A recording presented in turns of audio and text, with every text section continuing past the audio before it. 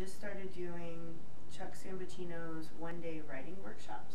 So I'll be doing one of those in Colorado and one in Seattle this year. Yeah.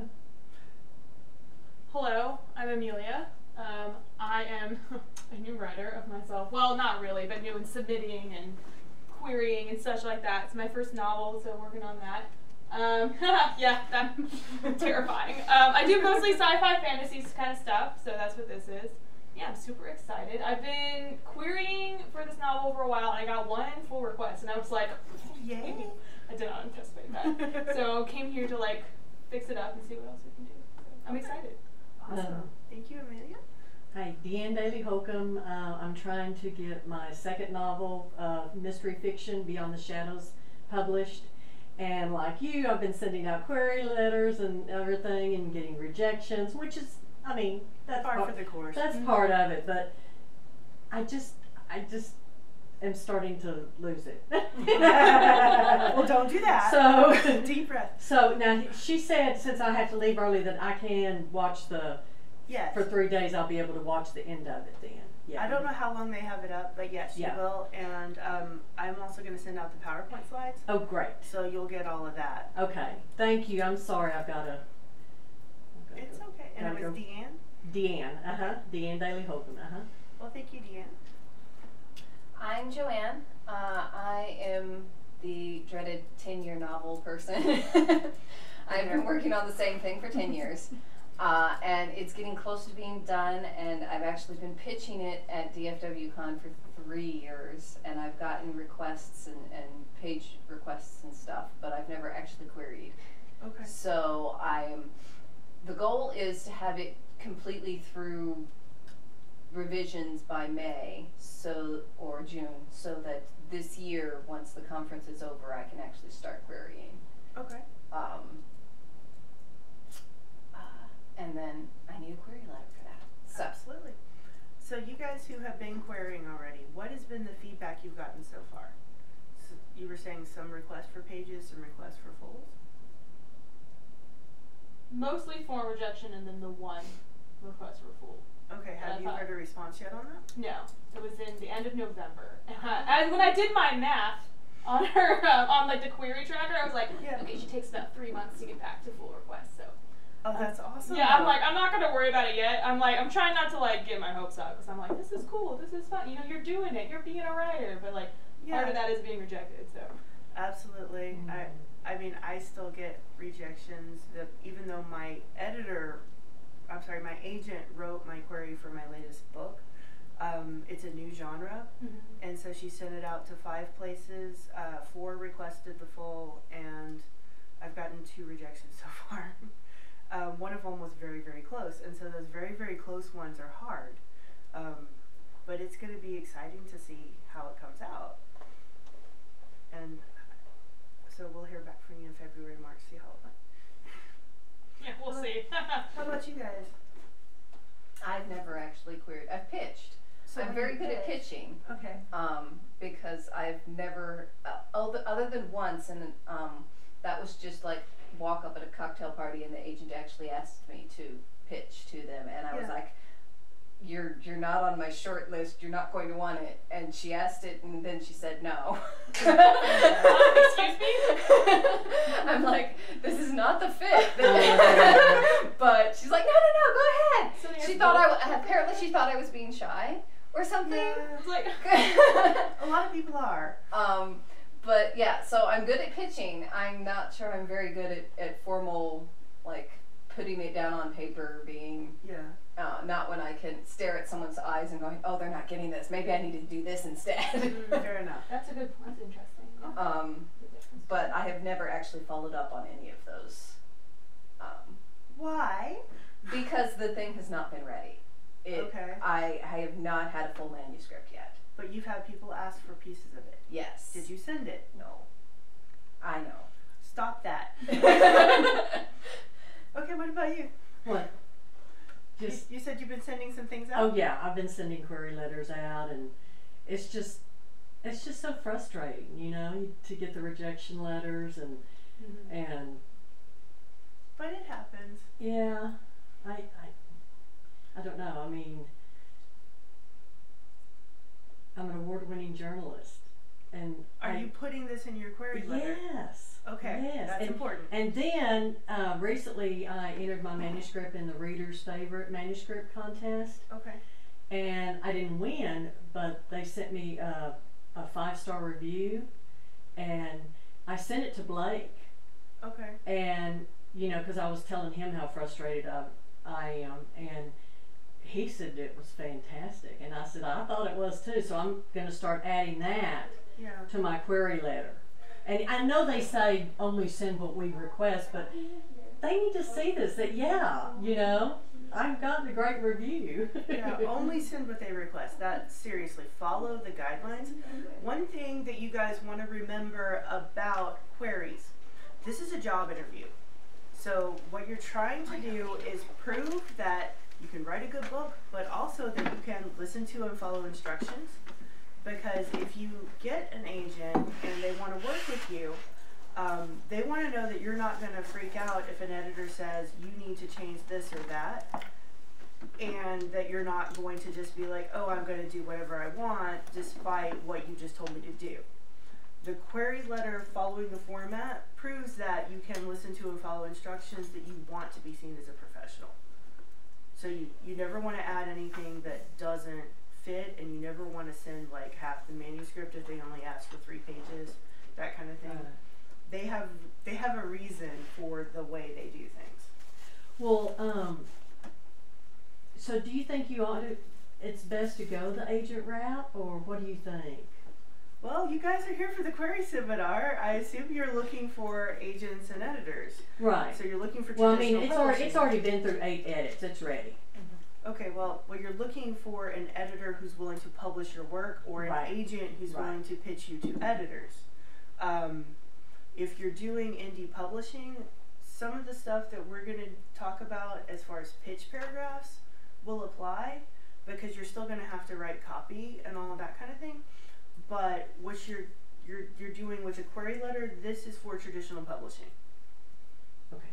So the reason I like having an agent, if there's an issue, I can email her or I can call her, and she will talk me down. And she will also know the legalese more than you will.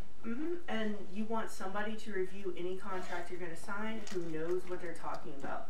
So if you don't have an agent, you still want to have a lawyer who is familiar with literary stuff.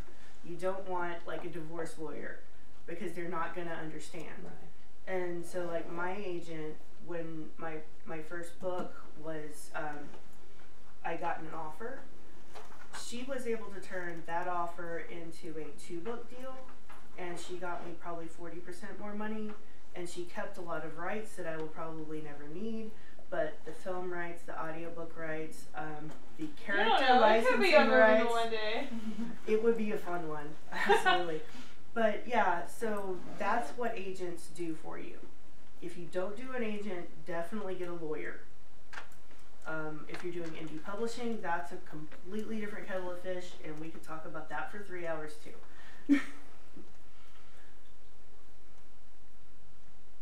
Don't judge me.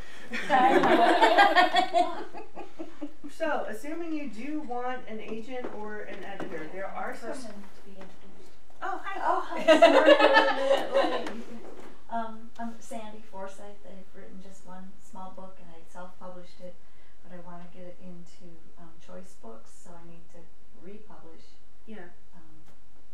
Okay. And the last thing I would say I was in my whole life as a writer, but I've been called to do this, and it's been pretty well received. So Awesome. You are here. I'm here, and I'm like here to learn everything. So Okay. yeah. So when you say choice books, I'm not familiar with. You know, when you go to the airport, there's these little kiosks that spin around, or they're at the pharmacies. And, Yeah. that's where my book is. That's a perfect match for where my book would sit. And so they're needing a query letter for that purpose. I'm assuming they do. So. Okay, because like I said, I'm not familiar with that service or what they require. It's a distributor. Okay. Yeah. Okay. So I'm just trying to figure out what I do and don't need. I don't know a bunch about query letters. I've been on YouTube, and I'm like, and I about a year ago downloaded like all the specifics that you were saying, and so I just sort of followed that. But I'm like, okay, now let's this. I'm sort of like, okay. Yeah, awesome. So have you all written a lot? I have I self-published my first book because I was going through breast cancer treatment, and my husband said, let's just do this. So my first book was self-published, but I'm looking for a publisher For this new for one. for my second one. It's a Yeah. mystery fiction. Yeah. Well, congratulations on surviving. Thank you. That was a battle. Thank you. It's 10 years. Yeah, that's awesome. You're not gonna believe what happened to me. 3 months ago, I was contacted, and the implants that they put in me 10 years ago were recalled I because heard they about that. because they were causing cancer. Oh no! And sorry. so November 6th, I had to go have the whole thing done again. And my poor doctor, Dr. Kruger, he's exhausted because he said all the patients except for 2 had them removed and replaced. Wow. Oh my gosh. I couldn't believe it. I still I'm glad it's behind me, but I'm still like, really? Well, we do have a lot of ground to cover today, so let's get into it. Sorry, I talk. That's okay. I do too. We're writers. It happens. What's your name? I'm Amber, Amber. and I do the Chocoverse sci-fi series. Oh, I also, my agent is currently shopping a cozy mystery that's also related to chocolate, and I do cookbooks, mostly related to chocolate. So that's a kind of branding thing that I'm trying to do, is having that be a thread through all of the stuff. So even if you are not necessarily a sci-fi reader, if you pick up the cookbook or you pick up the mystery, you might find this. That's one thing to think about, is what's your brand going to be.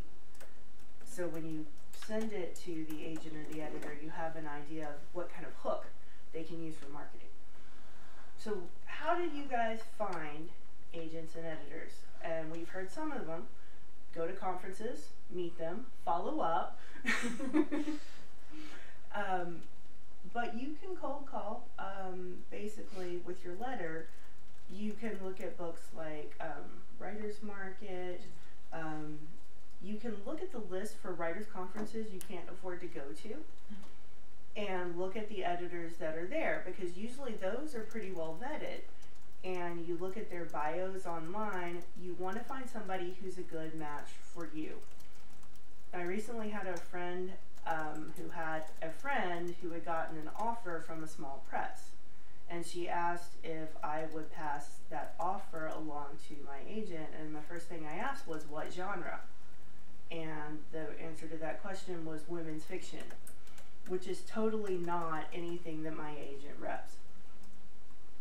She doesn't do historical fiction, and she doesn't do contemporary. She just does speculative fiction and occasionally things like mystery.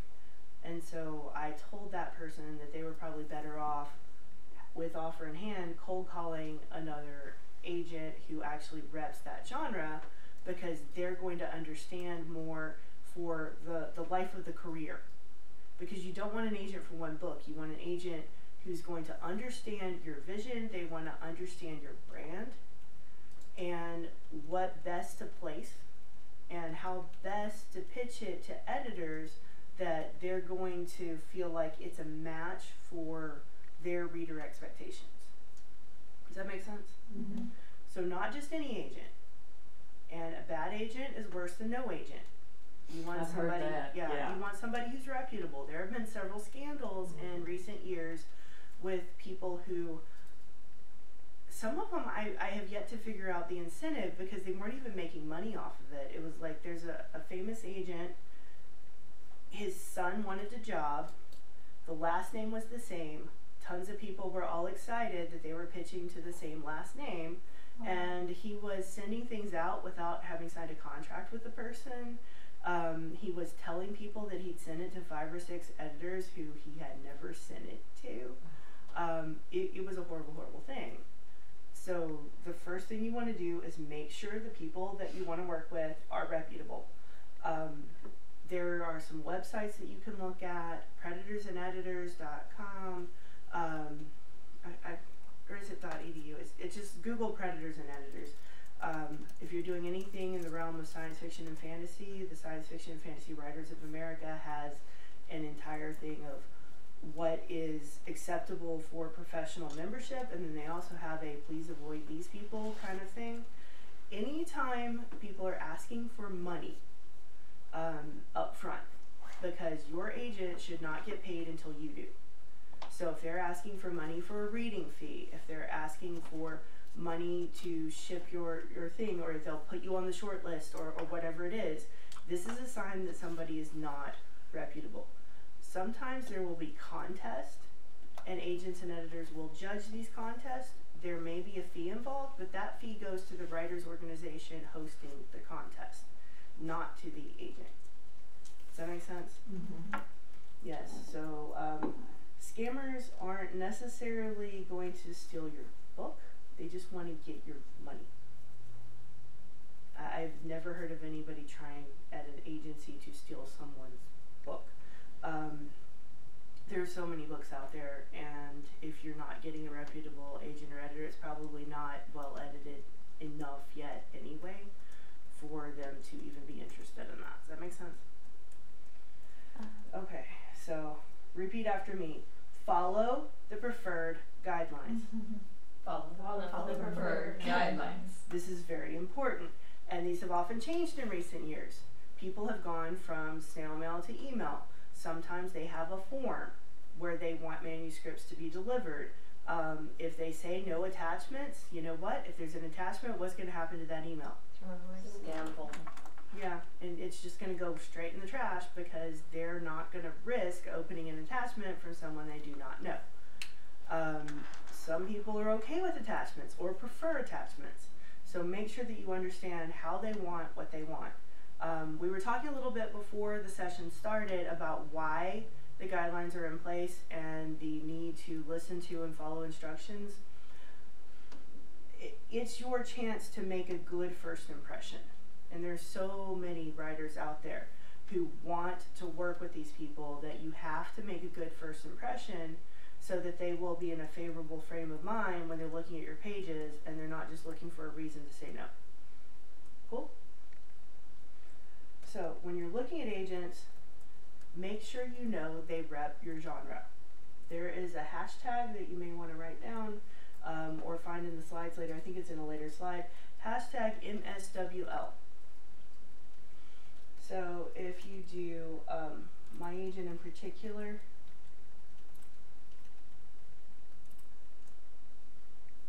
so Jimmy Bullet Boy, hashtag MSWL. This is the manuscript wish list website. And so this is the screenshot that I sent to the person who was doing the women's fiction. So fantasy, historical, science fiction, young adult, some narrative nonfiction. And she's even got very specifics on what kind of stuff in those genres that she's looking for.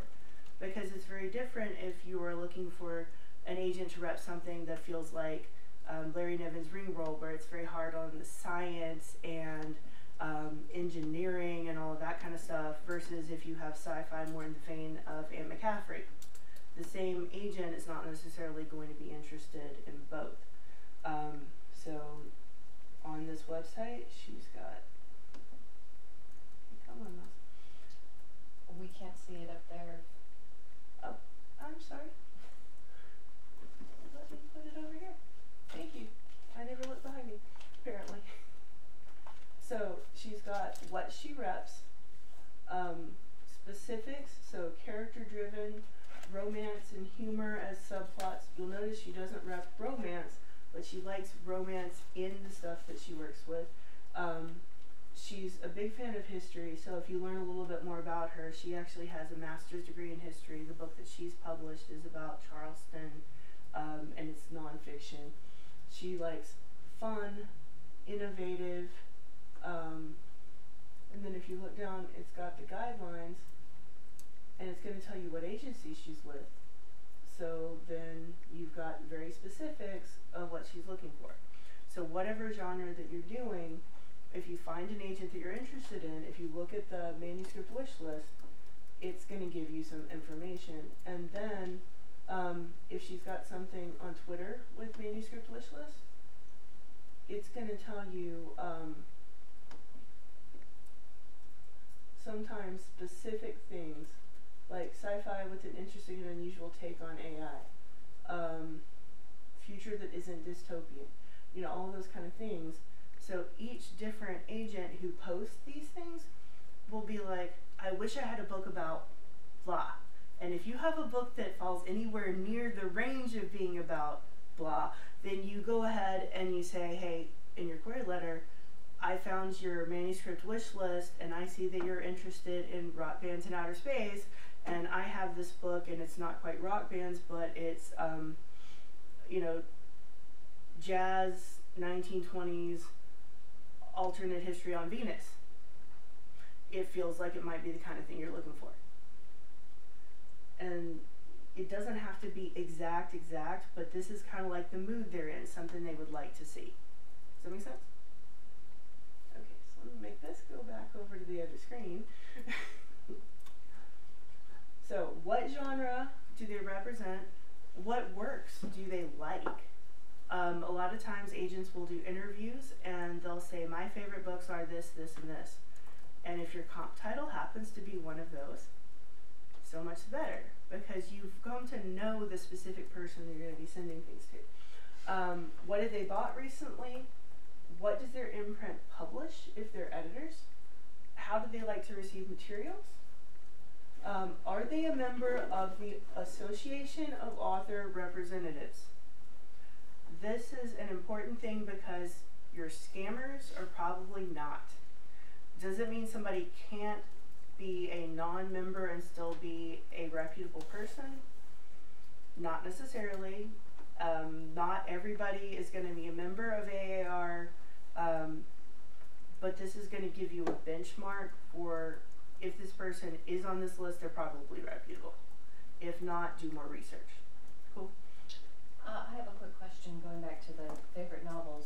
Yeah. If your comp titles, you go to like their agents. Yeah. I've heard both yay and nay, because yay, you go to their the agent and say, I have a book that's just like this book that you're representing. Yeah. That's good because they are obviously interested in that, but it's also could be bad because they just bought that book. Does that make sense? Yes. So the question is, do you want to look at an editor or agent who's done something very, very similar to what you do? I think it's fine considering the way publishing works as far as scheduling. So if they just bought this book and it has come out already, that means that that agent worked with it 2.5 years ago. Okay. Because that's about how long it takes from, yay, I got an agent, my agent found an editor who loves it, and then there's this whole thing in publishing where there's this huge amount of lead time, and people will wonder, why does it take between 1 and 2 years to get my book from manuscript to finished copy? A lot of that is building up marketing buzz, it's getting blurbs, you know, all of those kind of things in place so that you can have something behind the book by the time it comes out. So if they have something that they did and it came out 2 years ago, then they may be looking for something very similar now that's going to come out in a couple of years. But sometimes there's trends, and if you're trying to play to a trend and there's a ton of manuscripts coming in, the agent may literally have just signed someone with a very similar project. Mm-hmm. They can't shop 2 very similar projects at the same time. Does that make sense? Mm-hmm. Don't ride trends. Don't what? Don't ride trends. Don't look at what just came out and go, oh, I need to write this in the next 4 months because I want to write one too. By the time your book comes out, that trend is probably going to be over. Write what you care about. Cool? Mm-hmm. Okay. Do they accept unsolicited manuscripts? So this is for editors, but for agents, are they open to queries? Because a lot of your senior agents will have already gotten a full stable A lot of your newer agents may be overwhelmed from time to time, and so they will put on their website and they will put on their Twitter. Sometimes they put it on their Twitter handle. So one of the agents that I'm kind of friends with, because she reps this at Red Sofa, even though Jenny moved to a different agency, and so my current agent is with Moss. Some of my contracts are still with Red Sofa, and so Dawn's handle is Dawn Frederick, closed to queries now. So, you know. I've seen that on Twitter, and I'm like, oh well. Yeah. But you would be surprised what people do when they don't listen to and follow instructions. Somebody showed up at Dawn's house. What? Manuscript in hand, knocked on her front door. Oh. Yeah. Don't be that person. Don't stalk the agent. No handing them manuscripts under the toilet door in the bathroom at conferences. No. There's a time and a place for everything. A lot of agents are closed to queries in December because everybody who thinks they've written a novel in November are now querying their novel in December. One month later. Yeah. Not even 1 month later. So Like you can't December possibly 1st, I've have written everything. 50,000 words. Here's my 50,000 words. Yeah.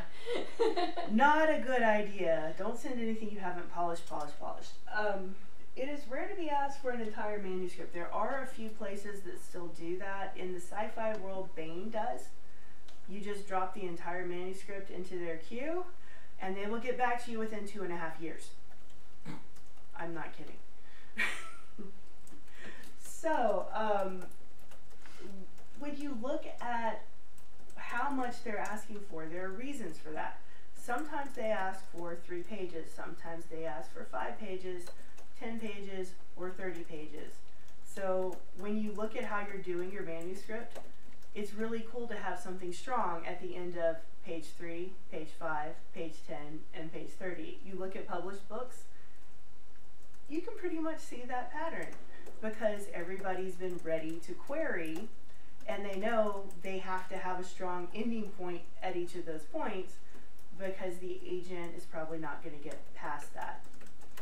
Honestly, they're probably not going to get past page 1 unless they like it, because they get so many things in their inbox. They have to be drawn in by something on page 1. So the query makes a promise that whatever is on page 1 is going to be cool. And so your page 1 should somehow relate to the promise you made in the query for what the book is going to be about. You may get a synopsis request. We're going to do a seminar on that in February, so you can come back and finish your full submission package.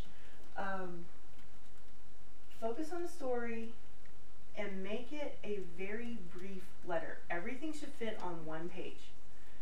Preferably, you should get to something interesting in your query letter before the agent has to scroll down. People hate to scroll down, but they will if they're intrigued. And so when you think about how much text fits on 1 screen on your computer, can you be captivating within that 1 screen? You only get 1 shot with each agent for a given query. Sometimes you can make a very apologetic letter of, I've received additional feedback and I've completely revamped this. It has a new title even. Will you please look again at this?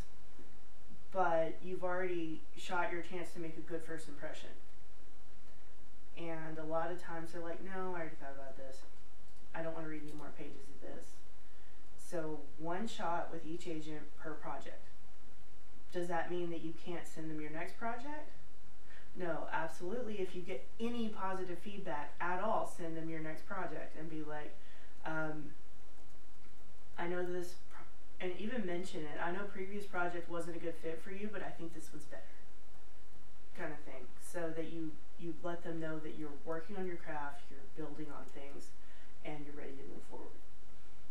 If they asked for like the sample pages for like the first 10 pages and the end of your chapter is like 11 or 12, are they going to be like, nope, I said 10 pages? Okay. Yeah, so what you do is you edit the chapter so that it ends so on it page ends 10. on 10. Okay. I've done that. Yeah. Because if you send 12, you are obviously the person who does not listen to and follow instructions. And some people just... 3,750 words. Yeah, some people just toss that in the recycle because they want people who are easy to work with.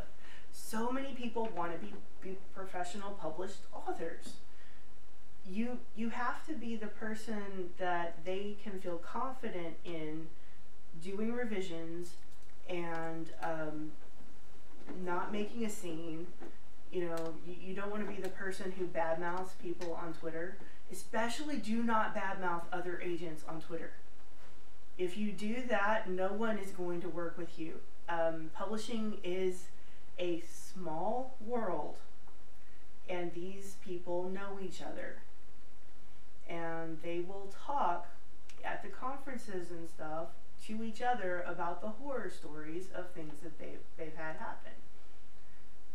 There was this one time, way back in the day, when materials still came in large envelopes by print. And there was this guy, and he did this ornate box for his manuscript, and he was apparently a woodworker, and it was intricately carved and all of that kind of thing. And he sent the box with the manuscript like it was a precious jewel, from one person to the next person to the next person, and he just like went down the list at each agency. So these are people who are co-workers, and the joke that became the running thing at the conferences and around the water cooler was, who has the box? You don't want to be the person who is known for something negative, that when they see it once, they're going to see your name again and go, oh, not them. Because all you have to do is badmouth one agent on Twitter, and, you know. And I've seen people who on Instagram will post all of their rejection letters. I think that's kind of dangerous. I do too, yeah. Especially the ones that don't delete the names. Oh. Yeah. At least delete the names. Yeah, you might be okay if you have like redacted, but if you're going to send something else to that agent and then there's their rejection letter. Are you going to call me out again? Yeah, even if they redacted the names. Somebody's going to recognize it. Yeah, because they sent it. It's their font, their wording, all of that kind of stuff, and people check your social media. Okay, so when you do your query, one page, skip all of that stuff at the top because you don't want them to have to scroll down. So putting your name, address, phone number, website, all of that at the top of your query letter is going to make them have to scroll down to even get to your pitch paragraph. Focus on story rather than world building. You can spare one sentence on world building. Tell me how your cool world building is different than everybody else's space aliens, fairies, whatever it is. But don't be like, in this cool world where blah, blah, blah, blah, blah happens, the kingdom of blah is under siege because of war, blah. No, give me a character that I can attach to.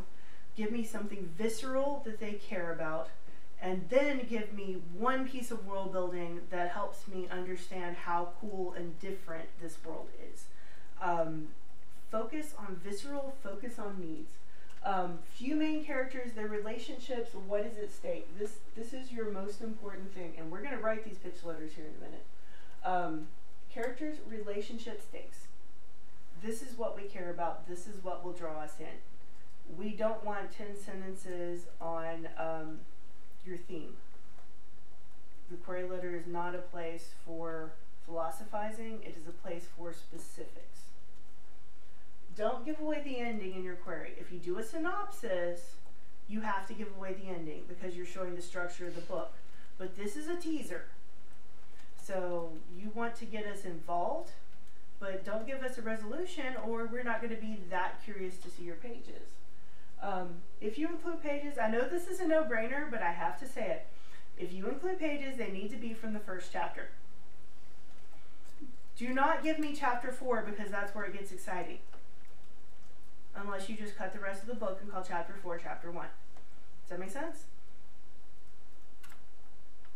So when you look at how you're going to break this down, salutation, opening, 1 paragraph, 1 to 2 sentences. Story overview, 1 to 3 paragraphs, 8 to 20 sentences. depending on how long and intricate your paragraphs are. Book data, 1 paragraph, 1 to 2 sentences. Your relevant qualifications, 1 paragraph, 1 to 2 sentences. That's it. And I know it can be easy if you have a lot of qualifications to get carried away. Pick the best ones. So you want to address your query to a specific person. Never go dear editor. What happens to dear editor? Goes straight in the trash. That's what it says. A lot of times. Yeah. I can read off the PowerPoint. Yeah. So I follow a lot of agents and editors on Twitter because I teach, and I followed a lot of them when I was in the query trenches myself, and the ones that do the more interesting things, I still keep up with their accounts. And one of them recently posted that she had changed her default to carbon copy all because she got so many queries that were sent as a mass email. Whoa. And they were sending it to like 20 people, and she's like, be aware that my reply will go to all of them. Oh. That's fun. I like that rebuttal though. Take you down with me. At least blind copy them. And you can't personalize anything in a carbon copy query. It says that you don't know anything about the industry, you don't know anything about that agent in particular, and it's like, why would you carbon copy companies if you're doing a job interview? You wouldn't. You would pick companies that you think you're a good fit for, you would research them a little bit, you would get to know the people who are going to interview you. It's the same thing. Double check that you have spelled that person's name correctly, especially if it's a common name that has more than one spelling, and especially if it's a foreign name and you might not understand the formatting. There is an agent out there, and his name is Kirby Kim. Kim is his last name. And I was at a session once, and he was talking about how many people will query Miss Kirby or Dear Kim. Yeah. Because they think that's the first name. He's Korean. He is. And you could go Dear Kim Curry, but only if you're also Asian, I guess. I think it would be acceptable if you did it in the Asian format, or if you actually understand that his last name is Kim and go, Dear Mr. Kim. Right. You know,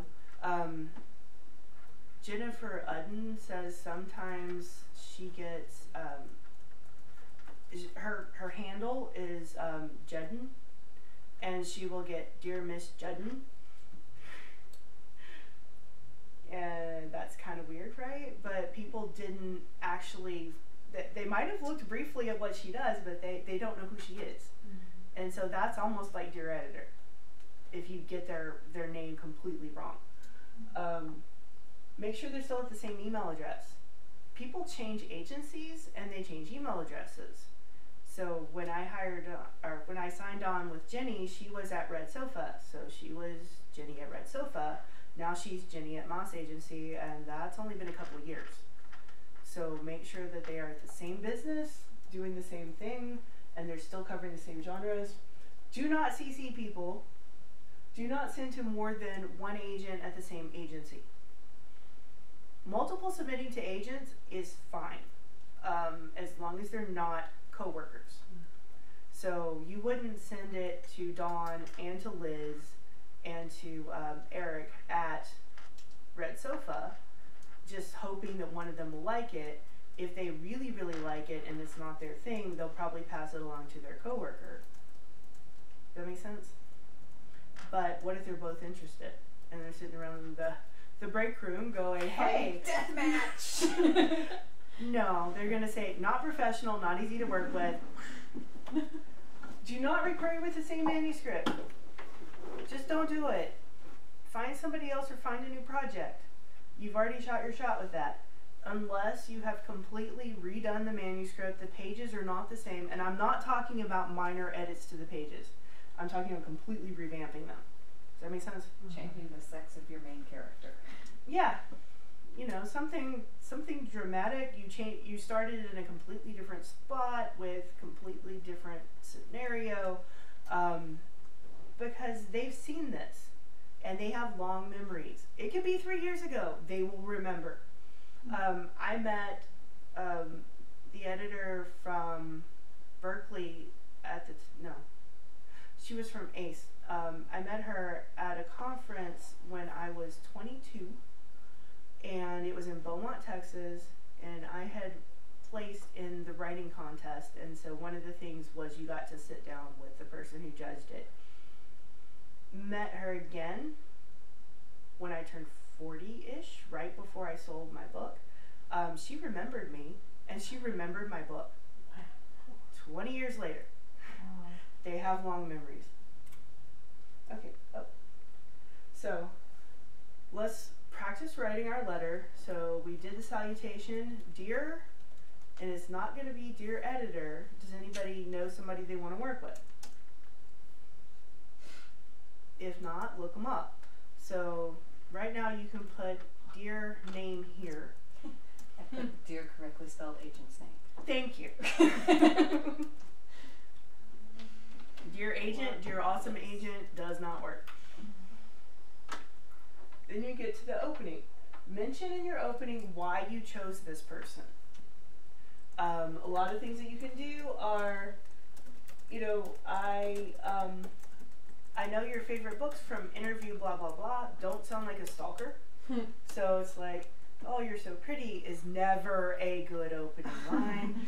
I noticed you took out your trash on Tuesday instead of... Yeah. You know, your kid does gymnastics, and my book is about kids doing gymnastics. That's creepy. Don't be creepy. Give a professional reason why you know who they are. Some of them do podcasts. Jennifer Udden does a podcast with one of her coworkers. Liz Ron and I love Laura Zatz podcast. Yeah, Laura Zatz and Eric Payne. Yes. Have a podcast, and you know, I struck up a conversation with Jennifer Udden one time, and she gets on the elevator with someone who's obviously a writer, and I was like, yeah, I queried you once, and you could just see her flinch. And oh goodness. And so I'm like, yeah, and I listened to your podcast, and I think it's really awesome. So we had this conversation about her podcast, and then we walked down the street to the bar where they were having this Drinks with Authors event, and she introduced me to all of her coworkers and everyone she knew there, because I wasn't making this about me and I wasn't being creepy. It's amazing how rare it is that people are not pushy or creepy. But I was just asking her about some upcoming episodes of her podcast. It made perfect sense. Try to make a professional connection. Did you meet them at a conference? Yes, you met them at a conference. Remind them of this. Let them know why you were querying them. Why you think they might be a good fit. So, give me a sample what you're going to write. Well, let me pick out my old one. Oh, of just my opening. Okay. Yeah. I have it in reverse order, but I do have that. Okay. Why is your opening not at the top? No, well, okay. The dear person is at the beginning, yes. Yes. To know why they're querying. Yes. Okay. Well, actually, great question that I had. So I started with the hook, but you're telling me not to do that, so okay. But you want to... I see what you, like, tell them, like, hello, I'm not a crazy person. Yeah, this is why a I'm business gymnast letter. leader. Right. Okay. So this woman that I'm looking into querying to, she likes young adult that's also appealing to adults. That's fantasy, and that's kind of what the heart of mine is. And she said that specifically on a tweet one. Yeah. So that would be mine. So read it. Dear. Here we go. Okay. And Michael, if you're typing any of this, we'll get Jessica to read it for you.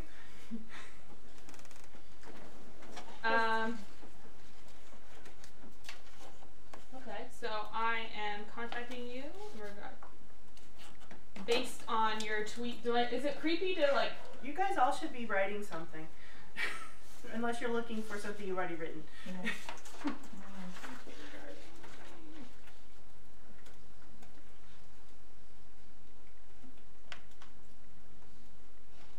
So if I'm kind of jumping ahead while she's working on it. If my is actually. We're going to talk about that for a whole section. Okay. Yeah. So right now I want to hear a sample opening from everybody. I've got one if you want to. Yeah, go for it. Search around. Okay. Dear correctly spelled agent's name, hyphenated. I enjoyed speaking with you at the DFW Writers Conference. Your passion for diverse casts, especially in YA fiction, led me to consider that my novel, Winter Home, would be a good fit for you. It is a self-discovery fantasy story with an asexual romance. Okay. So you've got where you contacted them and why you think it's a good fit. Yes. I think that works well. Are you ready? Yeah, I can. This is to one of the books publishers that I sent one to. Good afternoon, Crooked Lane Books. I welcome the opportunity to submit to you my mystery fiction novel, Beyond the Shadows. It is a 62,000-word mystery novel about a serial killer who is terrorizing women on the streets of Dallas, Texas, as the talented and beautiful Claire McKenzie hits the television airways, reporting on the latest news and warning the public about the killer tagged as the Smiley Face murderer. As Dallas Police Homicide Lance Harris searches for the killer of 6 women, Claire becomes entangled in the investigation when Harris discovers Claire knows the killer personally, but she doesn't know that she does. Will Lance be able to save Claire? Find out if Claire becomes a serial killer's next victim. Okay. So that's 2 separate points. Okay. The first paragraph is your introduction and why you're choosing them. So, Dear Crooked Lane Books should actually be Dear Editor Name at Crooked Lane Books. It didn't have, they said to send it to them. Okay, if you can, still look for an editor. Okay. Because it shows that you know a little bit more than the base. Some of those things where it's like send to the info thing is a funnel. Okay. So if you have a particular person, that person will probably be like, oh, this is for me, and they will look at it. So find out the particular person, and then you should have a salutation before you go directly into all of that. So why Crooked Lane Books? Why are you interested in them in particular? Because they're looking for specifically mystery fiction novels. Okay, that's a wide range. What have they published recently?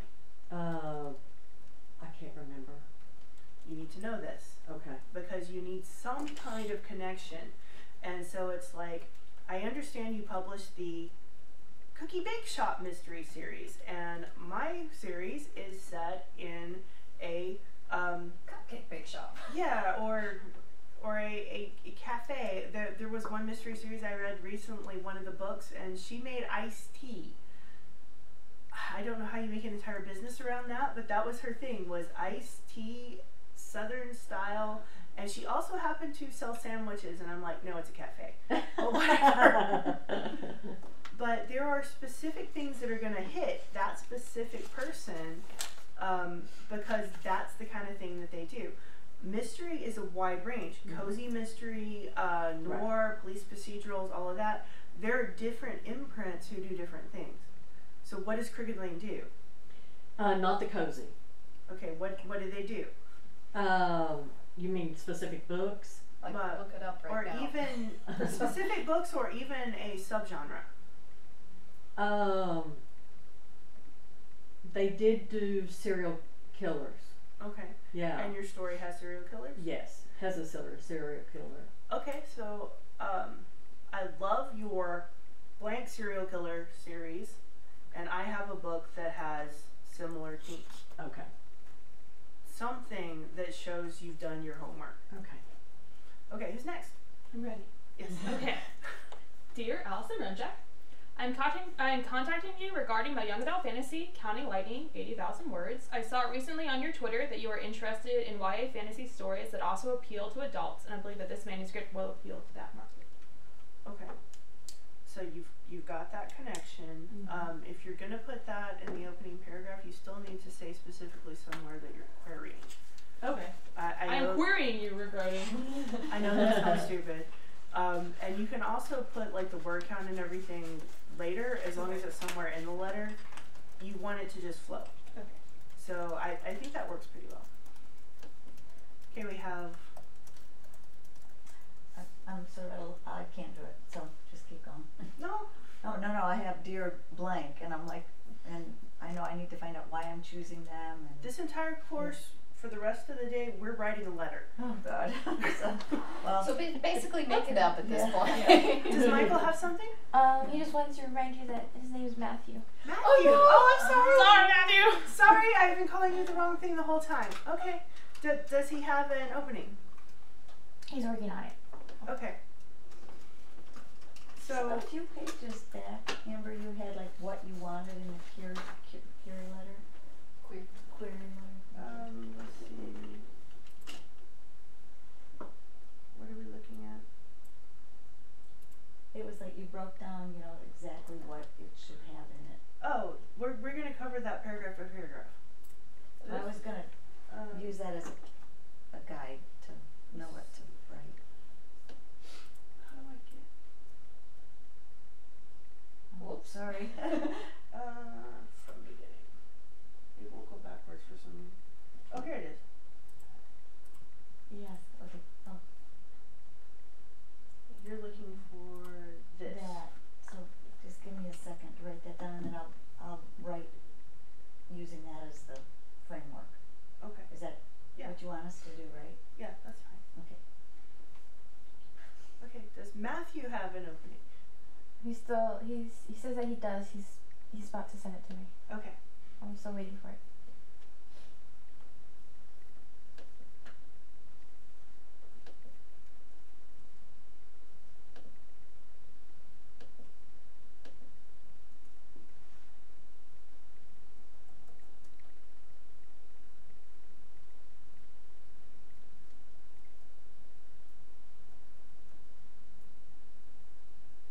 After this, we're going to go to the story overview, which is what you were kind of hitting on. And we're going to write them in several different ways.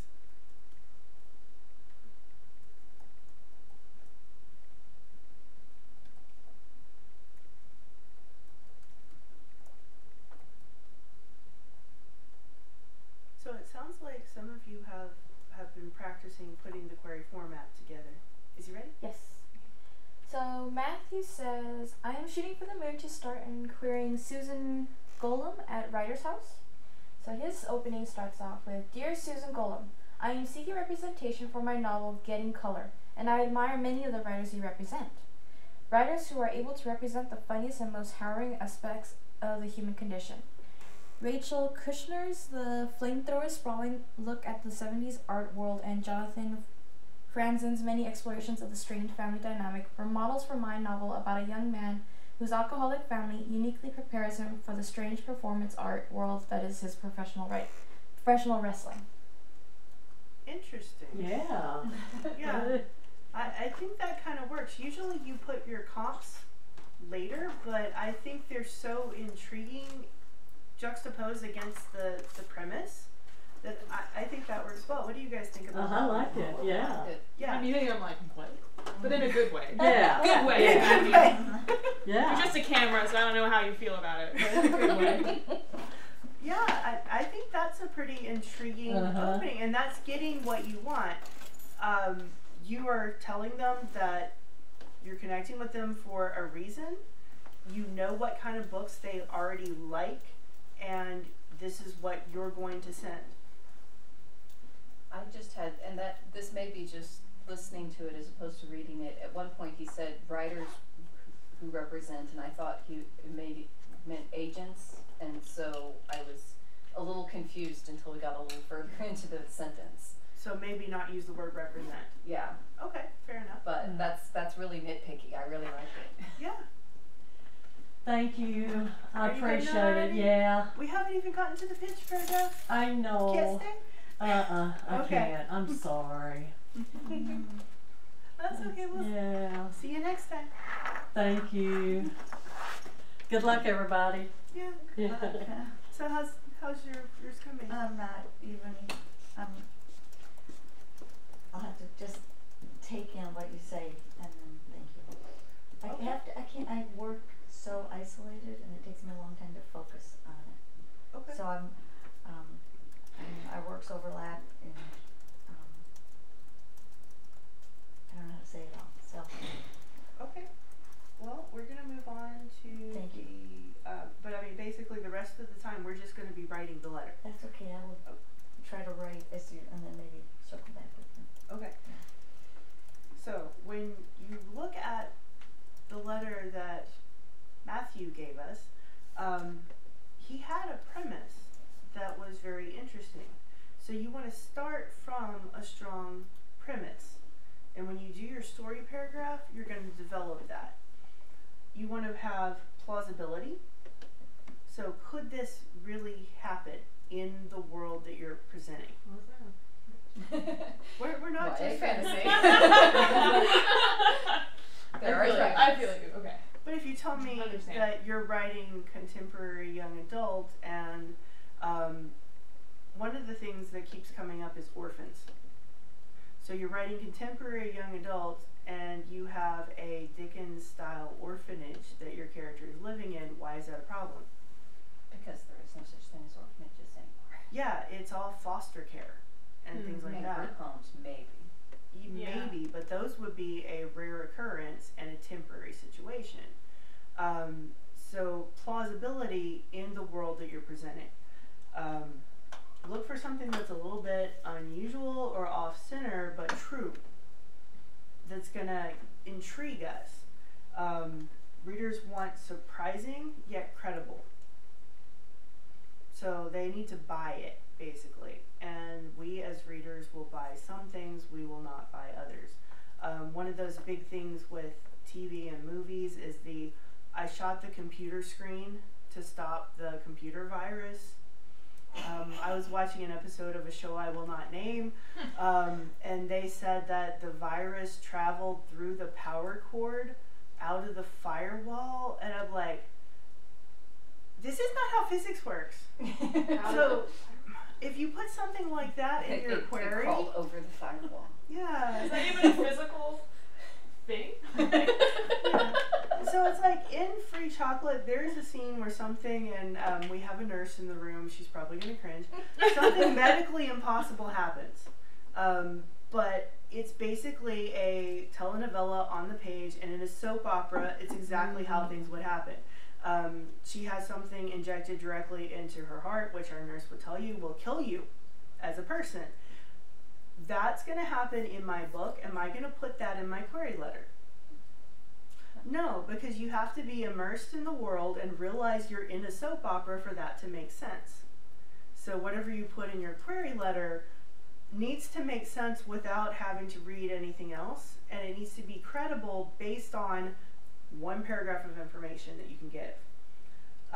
Inherent conflict. There needs to be a conflict in your query, which is why world building doesn't work, because if you tell me there's a wonderful fantasy world and the trees sing and there's a river and if you drink from the river you can live forever and blah blah blah blah, great, but where's the conflict? So if you twist that and you give me Tuck Everlasting, what's the conflict? Okay, but what's Sorry. what's the conflict? Do you want to live forever? You know, most people off the bat would be like, sure. But this is a conflict inside the character of, is that even a good thing? So if you're going to write the query for Tuck Everlasting, you can't just tell me that there's a world where if you drink the water, you can live forever, and there's a guy who loves the girl, and if she wants to be with him forever, all she has to do is drink the water. There's no conflict. So how would you present it? Think about that. It's even better if the two opposing forces are both in the right. Tuck Everlasting, they both have a point. And that's what makes for an intriguing story, is can you show that they both have a point? Let the reader see the viewpoints. Most bad guys don't think they're bad. So if you're going to give me a paragraph and you're going to talk about the bad guy, why does the bad guy think the protag is in the wrong? Find inherent conflict in interpersonal relationships. If you mention the character's mom, there's usually something going on, right? Two sisters who are trying to save the world, there's going to be some conflict there. Look for originality. What's the difference in your book than somebody else's book? If you're writing fantasy, we've heard what Tolkien has to say about elves. What is your take that's different? What are you adding to your conversation's genre? You should be able to get that in the premise. If you can't, then it's probably not an original idea, or your story is probably so convoluted that it's going to need some streamlining for an editor to be able to sell it to people. Try combining different story elements, crossing genres. Find that quirky thing about your character if you don't have one about the world. What makes your character unique? Gut emotional appeal. That's the hard one. But when I read your query, I should be drawn in enough to care about your character and what happens to them. That emotional appeal that says, oh my goodness, this person is in danger of losing, and I have to know how this turns out. Can your premise put that at risk? So if you look at the premise for, say, Jaws, what's at risk?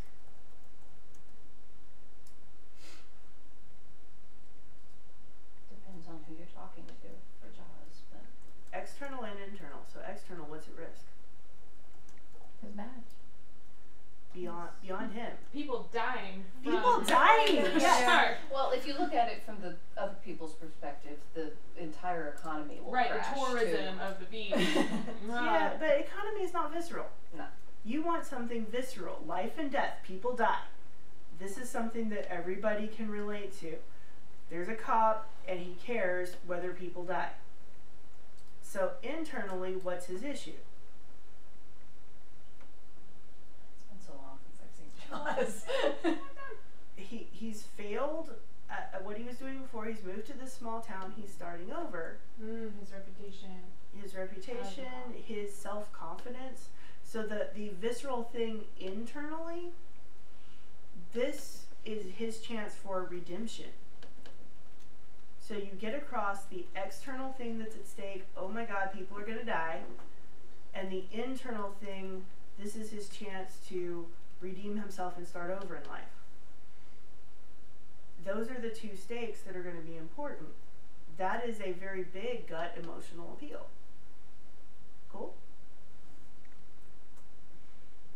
So for your stories, imagine you were trying to convince a friend to go with you to a movie that you know nothing about. How would you talk up your manuscript as if it were that movie? So I'm going to read this list, and I want each of you to think of one of these questions, you too, and tell me what about your story would appeal because of the intended audience, the themes or bigger message, the interesting setting, the skill set of your character, or the tone or voice of your story. You don't have to write this one down, just everybody pick a question and tell me.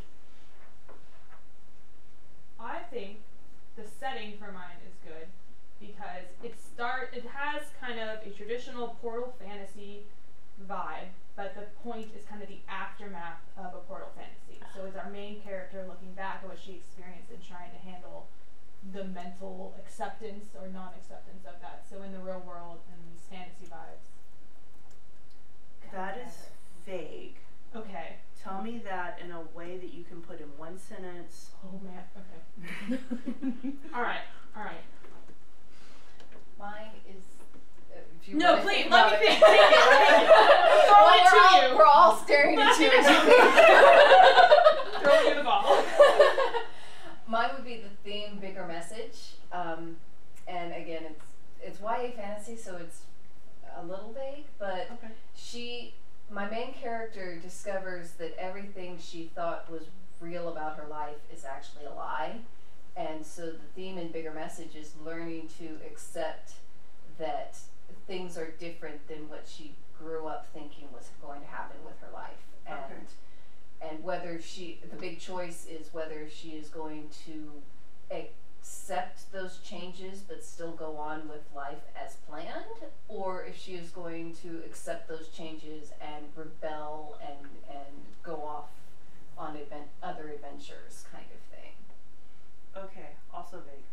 Yes, I know.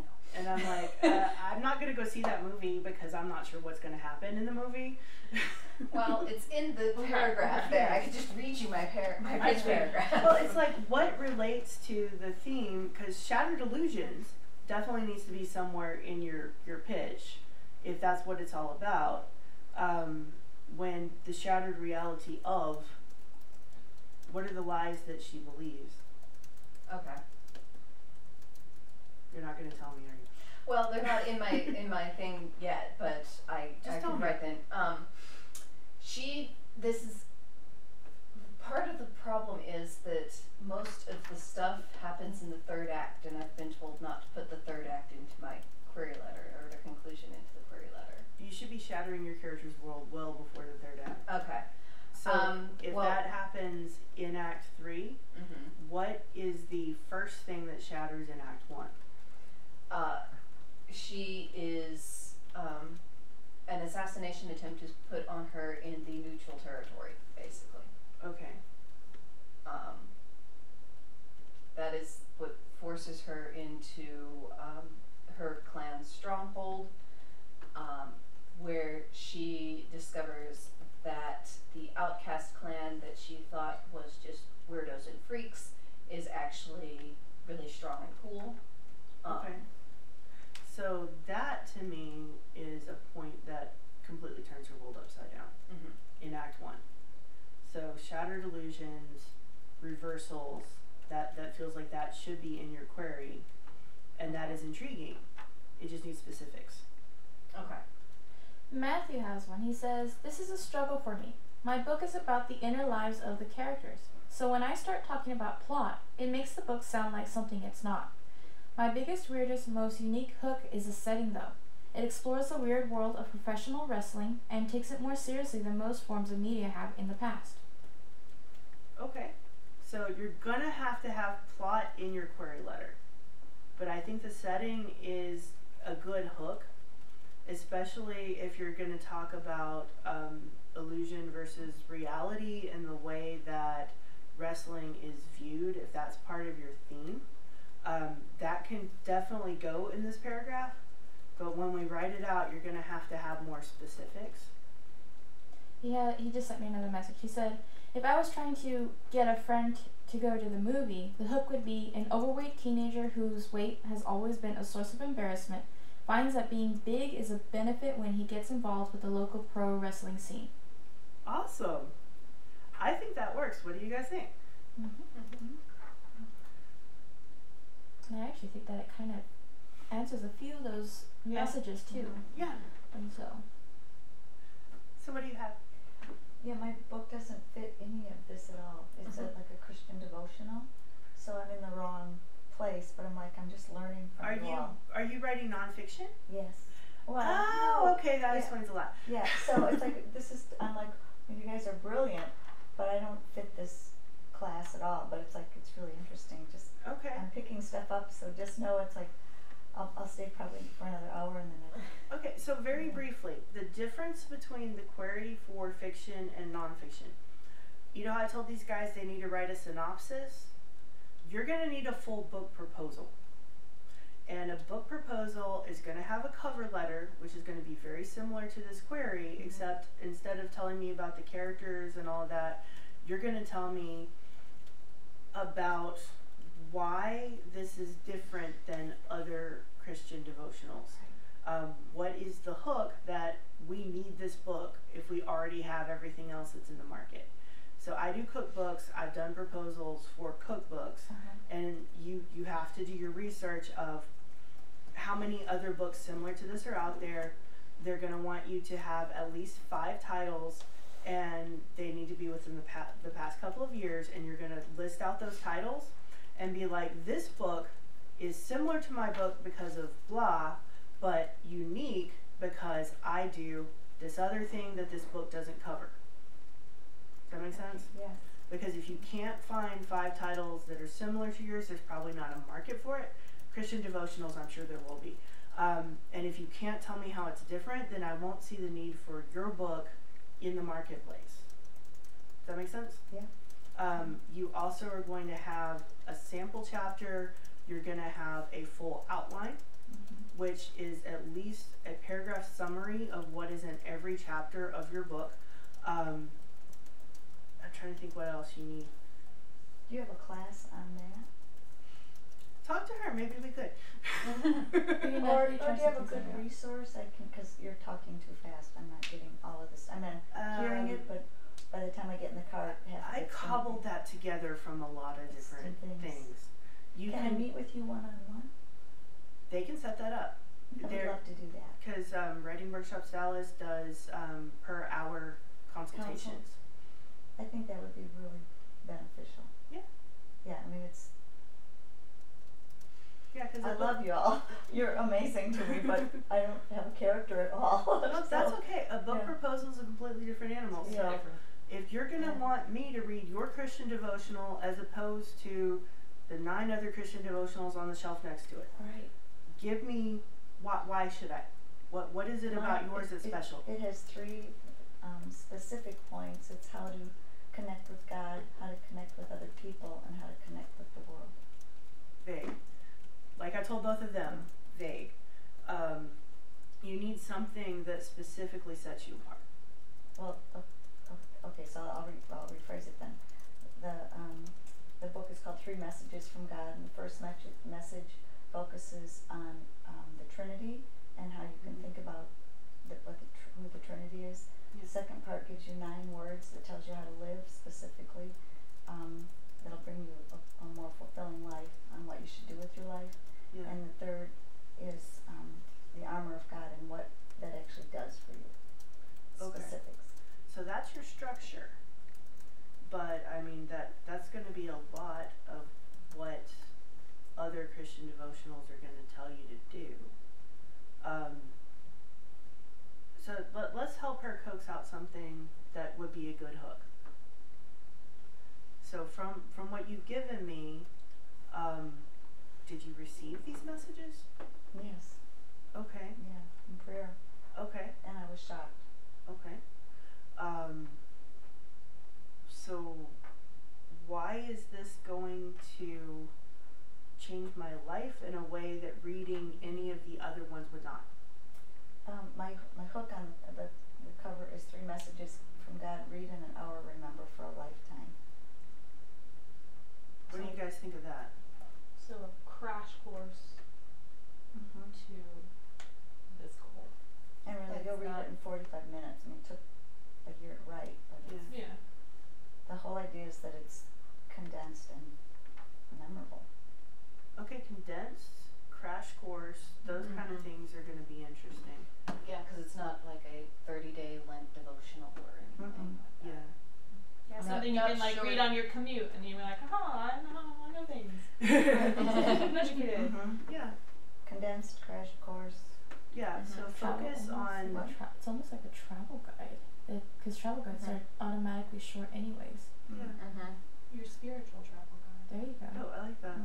Yeah. So think how you can phrase it that makes it stand apart from all of the other ones, and I think that's a good start.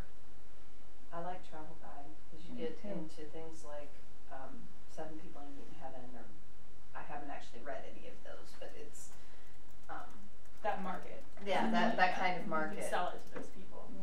Yeah. Yeah. So I've got some work to do. I will find the 5 books and say why. Yeah. I love your hooks. I like the spiritual travel guide. Yeah. And so you're gonna work for this time when we're writing our pitch paragraph. Write your nonfiction pitch paragraph, and we'll give you as much input as we can. Oh, okay. All right. Because I was gonna say I need to work on it and come back and I'll meet with you one-on-one. Okay, we can totally do that. But I hope you get everything out of what we're doing as far as the letter, because the book proposal is going to be big. It is. Yeah. Well, I wrote a sample one, so I think if you and I work. Was it roughly 20 pages? Yeah. Okay. Yeah, sounds about right. Yeah. Okay. So, but because I think what I'll do is I'm going to head home. I've got other stuff I can do today that I need to get done. You don't want to catch the rest of this? We're going to talk about a lot of stuff. Okay, I'll hang on, but most of it's over my head, so you guys are awesome. Okay, so it's good to have options depending on what you're doing. So you should have a one sentence version, and this is like you've pitched in person. This is that one sentence that you start your in-person pitch with. Usually an in-person pitch will get like 10 minutes. You don't want to take up the whole 10 minutes with, I am reading you a large synopsis of my book. You give them that one sentence and they say, oh, well, tell me about this specific aspect. It's flexible because it's in person. So this is for a comic children's book that Nathan Bransford wrote. His one sentence is, 3 kids trade a corn dog for a spaceship, blast off into space, accidentally break the universe, and have to find their way back home. So that's intriguing, but it's one sentence. Your query, you have a little more room. So the one paragraph version, depending on how many other things you're saying in your query, you still want it to fit on one page. So you can probably do the 2 paragraph version if you don't have a whole lot of qualifications and other things to add. Jacob Wonderbar trades a corn dog for a sassy spaceship and blasts off into space with his best friends Sarah and Dexter. After they accidentally break the universe in a giant space kapow, a nefarious space pirate named Matt Kraken maroons Jacob and Dexter on a tiny planet that smells like burnt breath. They have to work together to make it back to their street on Earth where all the houses look the same. So you can see he's got voice, he's got the fun, he's got people introduced by name, and he's got an inherent conflict. All right there. So the 2 paragraph version. Jacob Wonderbar has been the bane of every substitute teacher at Magellan Middle School ever since his dad moved away from home. He never would have survived without his best friend Dexter, even if he is a little timid, and his cute but tough friend Sarah Daisy, who is chronically overscheduled. But when the trio meet a mysterious man in silver and trade a corn dog for his sassy spaceship and blast off into the great unknown. That is, until they break the universe in a giant space kapow and a nefarious space buccaneer named Mick Kraken maroons Jacob and Dexter on a tiny planet that smells like burnt breath. The friends have to work together to make it back to their little street where all the houses look the same, even as Earth seems farther and farther away. So you can see how your one sentence gets your premise out there. Your one paragraph develops a bit about the conflict. What did the second paragraph, the 2 paragraph version, do? I actually like the 1 paragraph a lot more. It depends on your purpose, right? But the 2 paragraph one starts telling you who the characters are very, very quickly, because chronically overscheduled is 2 words. I love that though. It is, but it's powerful, right? Yeah. So when you look at how you're describing things in your pitch, you are probably overwriting it. Because if you were going to describe Sarah and you start with, you know, Sarah is the girl that has brown hair and green eyes and she's known this Jacob guy for 7 years and so they're really good friends, but she's always busy and she takes dance and she does gymnastics. That may be your first instinct because you want to tell us all about her. But 2 words, chronically overscheduled. That's all you need. So if you're going to write a nonfiction pitch paragraph, so your one sentence is going to be your basic what you just told us, the whole read in an hour, remember forever, that kind of thing. This is a Christian devotional that covers 3 important points, and then say what they are if you have time. Read in an hour, remember forever. That's your sentence. Your one paragraph is going to go into more about how people are going to be affected by it, and then your 2 paragraph, you'll start to mention your structure. Cool? Everybody cool? Okay. So, we're going to start writing our paragraphs, and we're going to do it according to several different models. This first one is the conflict motivation model. So, hero wants motivation, internal conflict, but finds himself or herself external conflict. At first he, inciting incidents, and he has to goal, but in the end he learns character arc or theme. Okay? Does he already have one? No, he hasn't sent me anything yet, but I'm just laughing because I remember I had to do this stuff, and good luck to you guys. What did you say? I'm laughing because I had to do this with her. I mean, we had this seminar a while back, and so I completely get where we're going. We have an occasional writers group that meets for marketing and craft. We haven't met in a while. Everybody's been so busy. So you should be writing this paragraph. So for yours, write it nonfiction. Tell us what is going on in your book. What is the big learning point?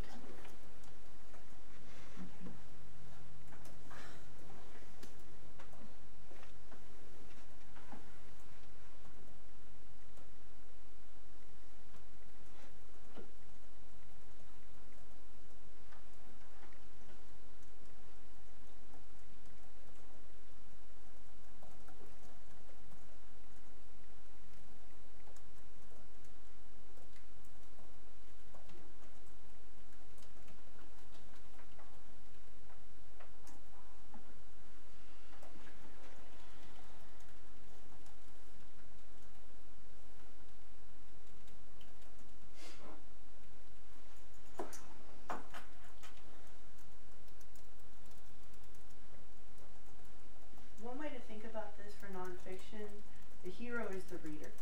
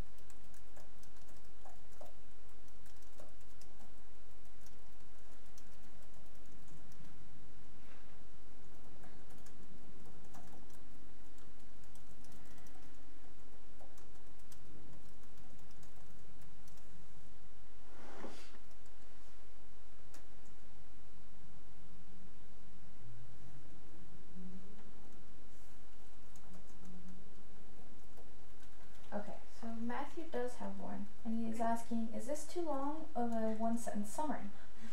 So, Mark Elliott is an overweight teenager in the mid-90s whose only escape is his obsession with the mythology and folklore of professional wrestling, who finds his size is a benefit rather than a source of embarrassment when he gets involved with the local professional wrestling scene. We all think right. I say. No, I think that works. Okay. Okay. Are we doing the one sentence one? No, we're doing the conflict motivation model. Okay, I'm ready. Okay. Are you ready? Yes. I'm not really. Okay. Lila Arevalo wants to go back to college, but she's fresh out of hospitalization for a complex delusion where she believes she was transported to a magical land, fell in love with a king, and overthrew an usurper. As she's about to get her life back on track, the king returns to warn her. He insists her delusion was real, and now his enemies want revenge. As fantasy seeps more and more into reality, Lila must decide whether to trust her own sanity or abandon it in order to protect her future and her family. Awesome.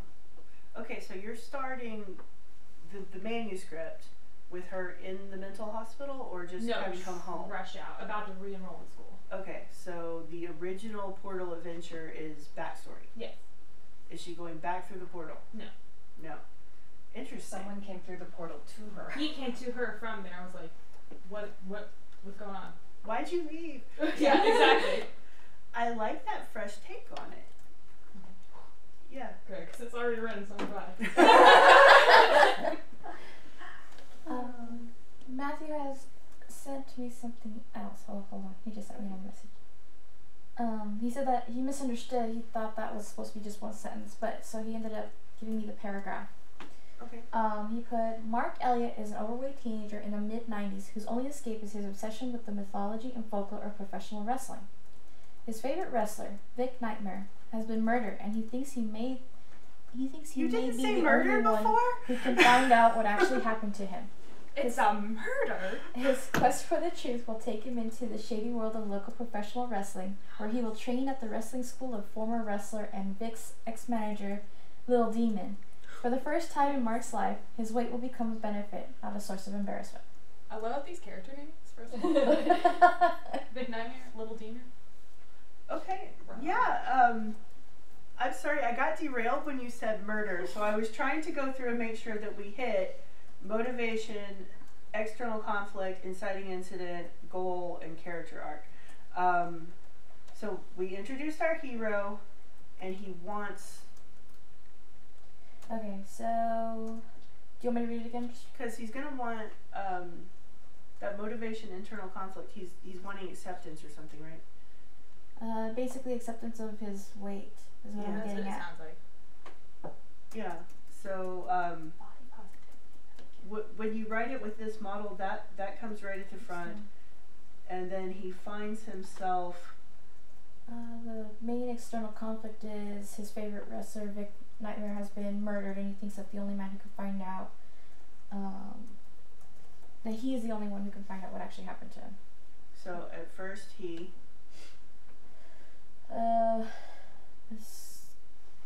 His quest for the truth will take him into the shady world of local professional wrestling, where he will train at the wrestling school of former wrestler and Vic's ex-manager, Little Demon. Okay, so that's your inciting incident is he's gonna enroll in this wrestling school. I think that matches. He has to solve the murder, so Right. you kind of flip that a little bit, but I think it still works. But in the end, he learns self-acceptance. Right. Yeah, so I think that works through the model. And then, hang on, he just sent me another. He says, I'm trying to apply the formula now. He says, sorry, I missed that. No worries. Okay, so what's everybody else got? I'm almost done. Where's the restroom? Oh, restrooms are right over here. The light is going to be, as soon as you walk in, it's on your right hand side.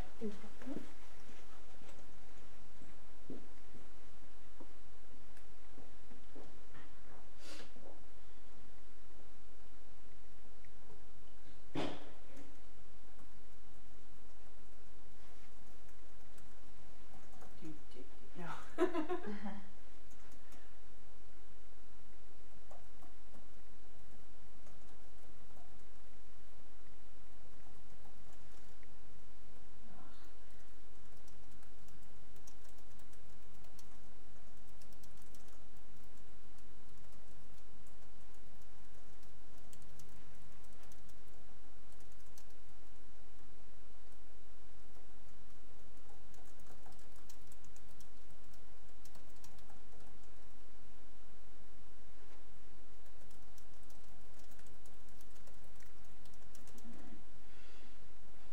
I don't like this model with my book. That's okay. We're gonna do a number of different ones. What do you have? Okay, so I switched the internal conflict and the external conflict because that just worked better. Okay. So, 16-year-old Reagan Sofian is expected to kill all of her half-brothers to restore the honor of her clan and take over the leadership of all the clans. She knows that she will fail, but hopes to at least kill her eldest brother in revenge for his attack on one of her guard. But someone wants to kill her now, and she has to discover why they are wanting to kill her before the traditional challenge. And this is where I failed. In the end, she discovers that she is, and I was trying to figure out the character arc or theme Okay. bits. So first off, read me the first sentence again. 16-year-old Reagan Sofian is expected to kill all of her half-brothers to restore the honor of her clan and take over the leadership of all the clans. Okay, and then the second sentence. She knows that she will fail, but hopes to at least kill her eldest brother in revenge for his attack on one of her guard. Okay. Yeah, I don't think this one's No, very... I'm just trying to think. It feels like there needs to be something more concrete about what these clans are. Okay. because I don't know time period at all from this yet. I mean, this could be Scotland, this could be a fantasy world, this could be sci-fi. So all of the something about the clans that gives me a hint. Okay. I've called them warrior clans in the past. That could be Native American. Yeah. Okay. So what kind of clans are they? What kind of world is this?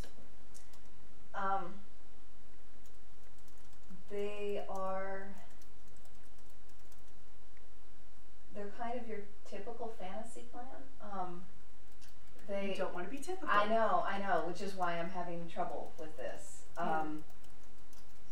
Inside the book, they're just called the warrior clans because that's all she knows.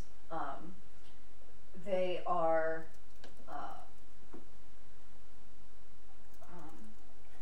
Do they cover a continent? Do they cover a planet?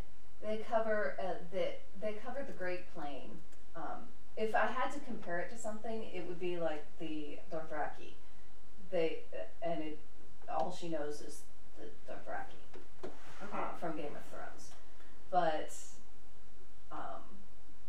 so they're horse riding. They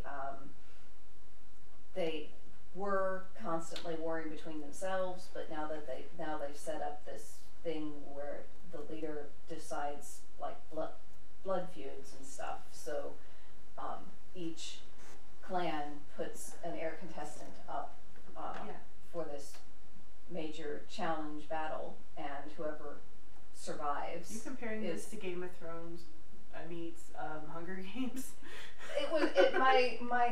My popular culture comp titles are Game of Thrones meets Brave. Okay. I can see that too. Okay, so when you think about that, give me that feel of Brave, right? So the clans that have divided the continent of blah, the clans that, something about the giant plains, something that tells me where I am. Okay.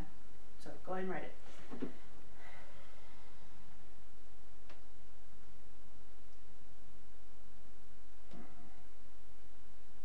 In a world. Write something down. I'm working on it. But then we're going to pick the rest of it apart. Okay, I have my first. Okay. I think I have it. So, dear, and I've got to find this editor, but I'll say choice books. I'm curing you with my work that is a spirit-filled travel guide for readers, offering a crash course on how to live today for our God of eternity. It condenses a way to think about the Trinity, gives you 9 words directing what to do with your life, and explains what in the world the armor of God has to do with modern day life. Okay. So where are you getting in your read an hour quote? We need that in there somewhere. Okay.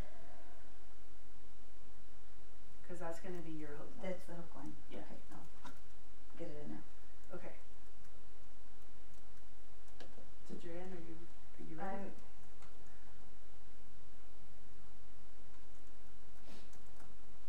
We're going to work on this in the meantime. Yeah. Maybe give me another No, you're going to do this one. Okay. I believe in you. In the meantime, if you've already done that one, you can work on the next one.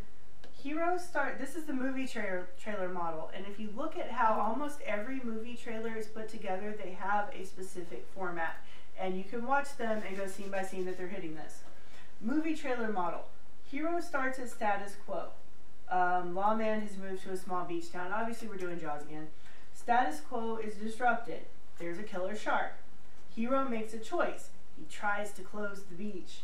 Hero faces consequences of choice. Town turns against him. Hero makes desperate choice. He hires a crazy boat driver to help him catch the shark, or else visceral, people die. Okay, so if you've already done the first one, move on to working on this one.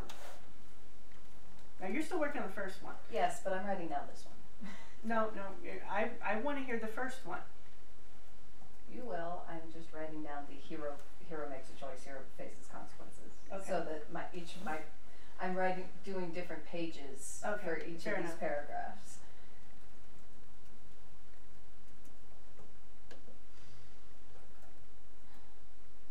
Okay, so for this one, for the nonfiction, I want you to tell me, how is this going to impact people? Okay, should that be my next? Yeah, take a shot at it. I got the read in an hour, remember for the lifetime in the first sentence. Okay. So this time I want you to tell me how it's going to impact my life. Okay.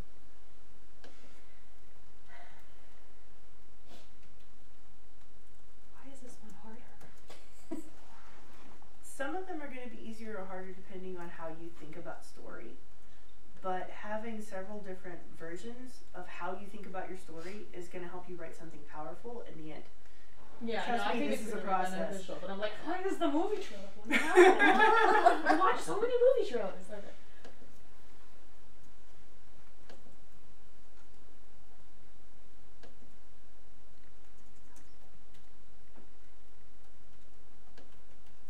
While you guys are ready, I'm going to run to the restroom real quick. I'll be right back.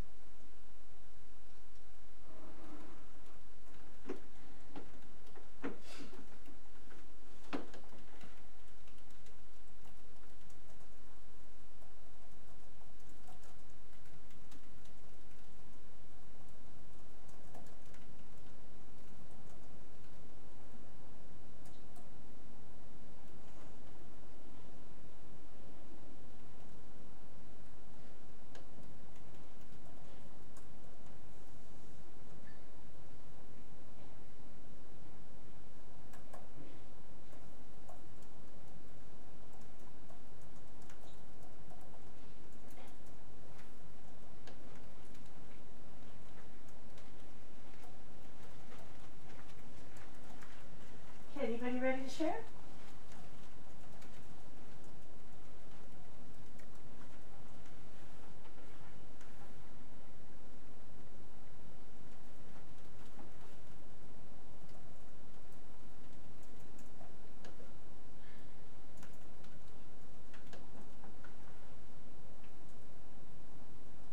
So when you're talking about that one sentence summary, now that we know there's a murder in it, that needs to be the focus of that one sentence.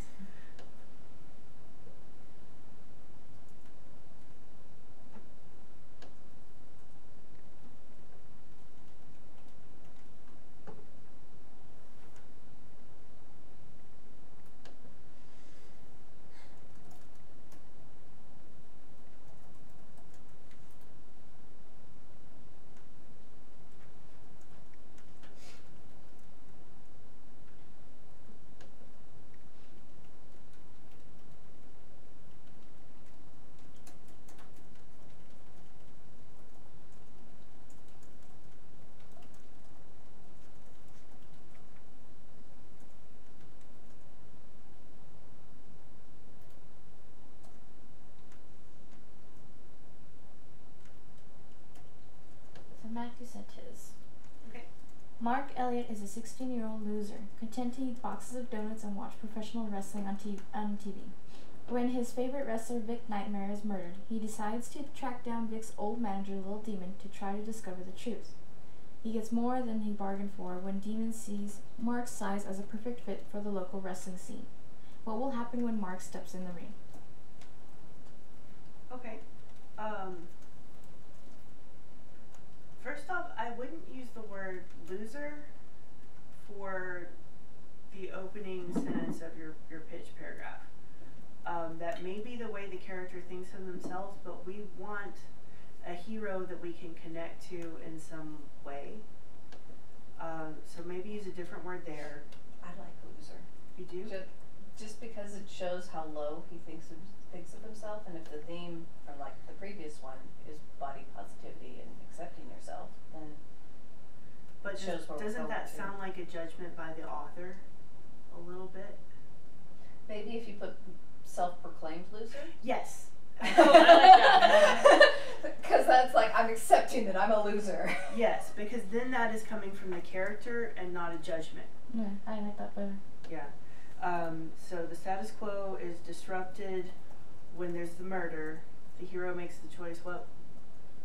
When his Vic Nightmare is murdered, he decides to track down Vic's old manager, Little Demon, to try to discover the truth. Yes. And Faces then consequences of choice. he gets more than what he bargained for when Demon sees Mark's size as a perfect fit for the local wrestling scene. Okay. Hero makes a desperate choice. He's missing that part, because then the last sentence he has is, what will happen when Mark steps in the ring? Okay, so we need those last 2 points, and I need to know, is this a murder mystery? Are we solving the murder, or is this just about the body image? So his next comment might answer that question, because his next comment was, the murder is kind of an inciting incident, and the murder is never solved. It's one of those kinds of books. So I think you're right in terms of that. It's more about body positive imagery, and then sliced with the murder. That's a challenge to sell. Simply because if the murder is an inciting incident, usually that means the book isn't going to be about solving the murder. It's going to class it as a mystery. So you're wanting this to be a YA contemporary, where he goes in to solve the murder and then just gives that up along the way. That's going to be a hard sell, because it's going to feel like that inciting incident, which plot-wise, an inciting incident raises the plot question. And the question here, implied by that being in that space in the plot, is who killed this famous wrestler?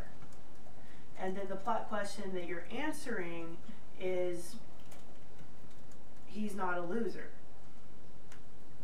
And plot-wise, that makes it a little wonky.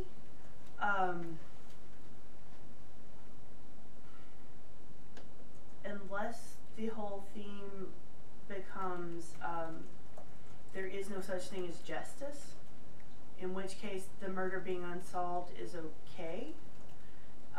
But that needs to be implied that it's about more than just this kid's body image if you're bringing up murder in your opening.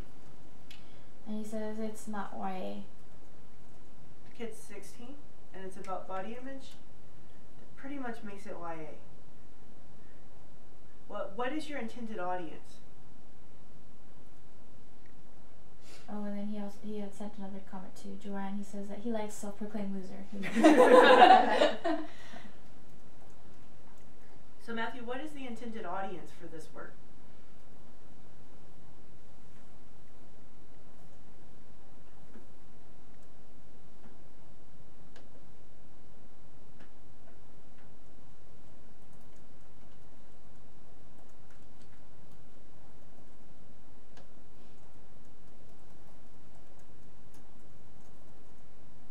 While he's typing that, anybody else ready to share? Yes.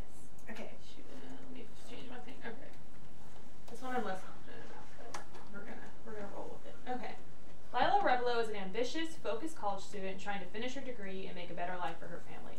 She was discharged a year ago from the mental institution for believing a complex delusion where she was transported to a magical land called Amanthea by lightning strike, and she's ready to re-enroll and get her life back on track.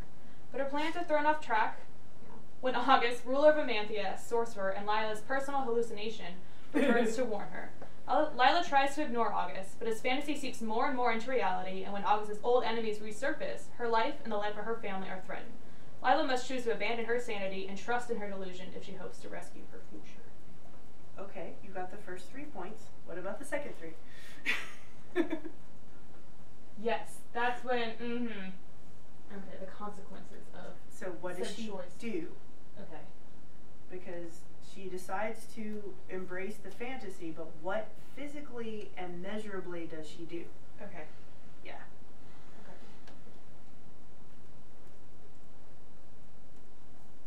Anybody else ready? Almost. Almost. Okay.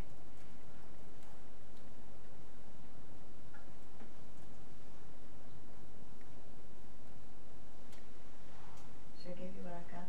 Yes, absolutely. Do you want the whole thing or just the second sentence that is like why it's important to the reader? Read me what you got, the whole thing. Okay. I'm curing you with my work that you can read in an hour and remember for a lifetime. It is a spirit-filled travel guide for readers offering a crash course on how to live today for eternity. It condenses a way to think about the Trinity, gives you 9 words directing what to do with your life, and explains what in the world the armor of God has to do with modern-day life. Gotta work on that. This work will impact the reader's worship, offer guidance on how to live pleasing God, and teach us how to use the armor in today's world. Okay, nice last sentence. That first sentence, I'm querying you with my work title. Oh, good. Okay.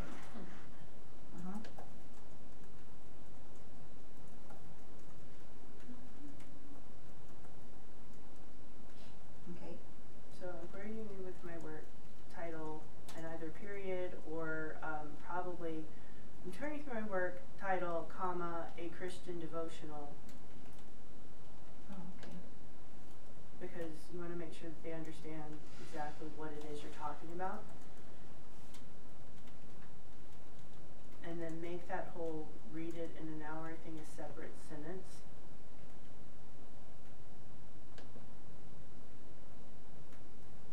I'm carrying with my work a Christian novel, 3 messages from God.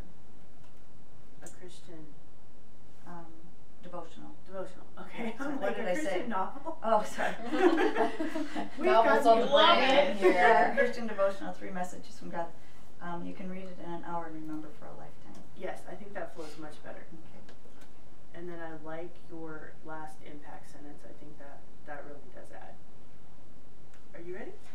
Yes, going back to the previous one. Okay, so let's go back to the slide so I can follow it along. Okay.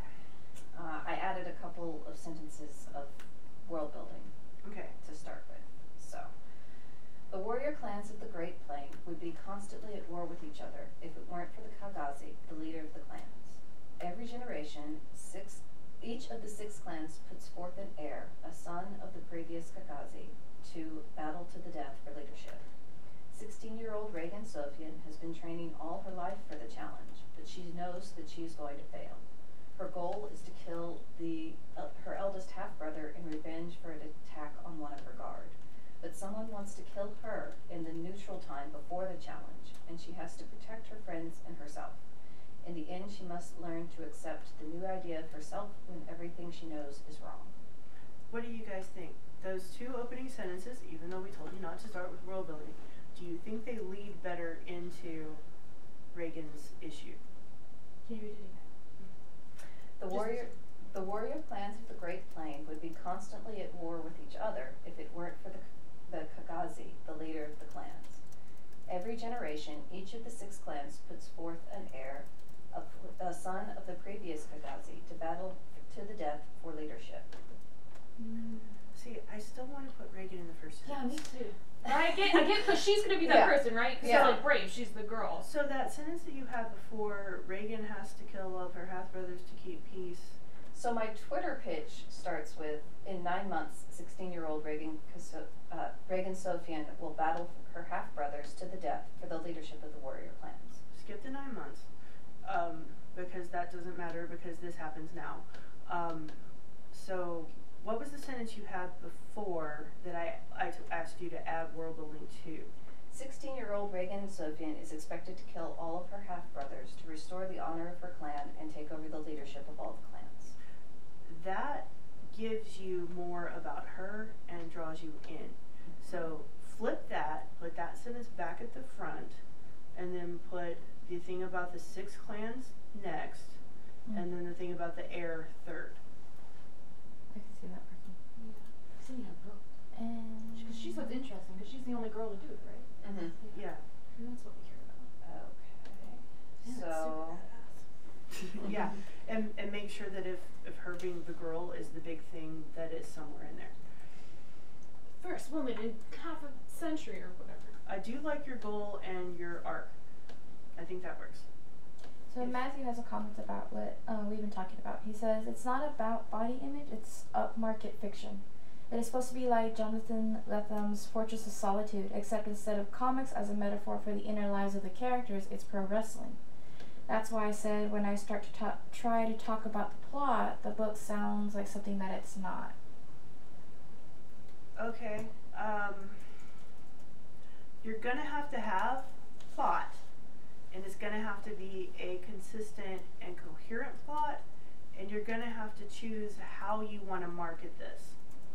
So if you say 16-year-old kid who is dealing with wrestling as a metaphor, it still sounds like YA literary fiction. Is there some reason that it's not YA if your character is 16 and dealing with these issues? Because that's basically what YA is about.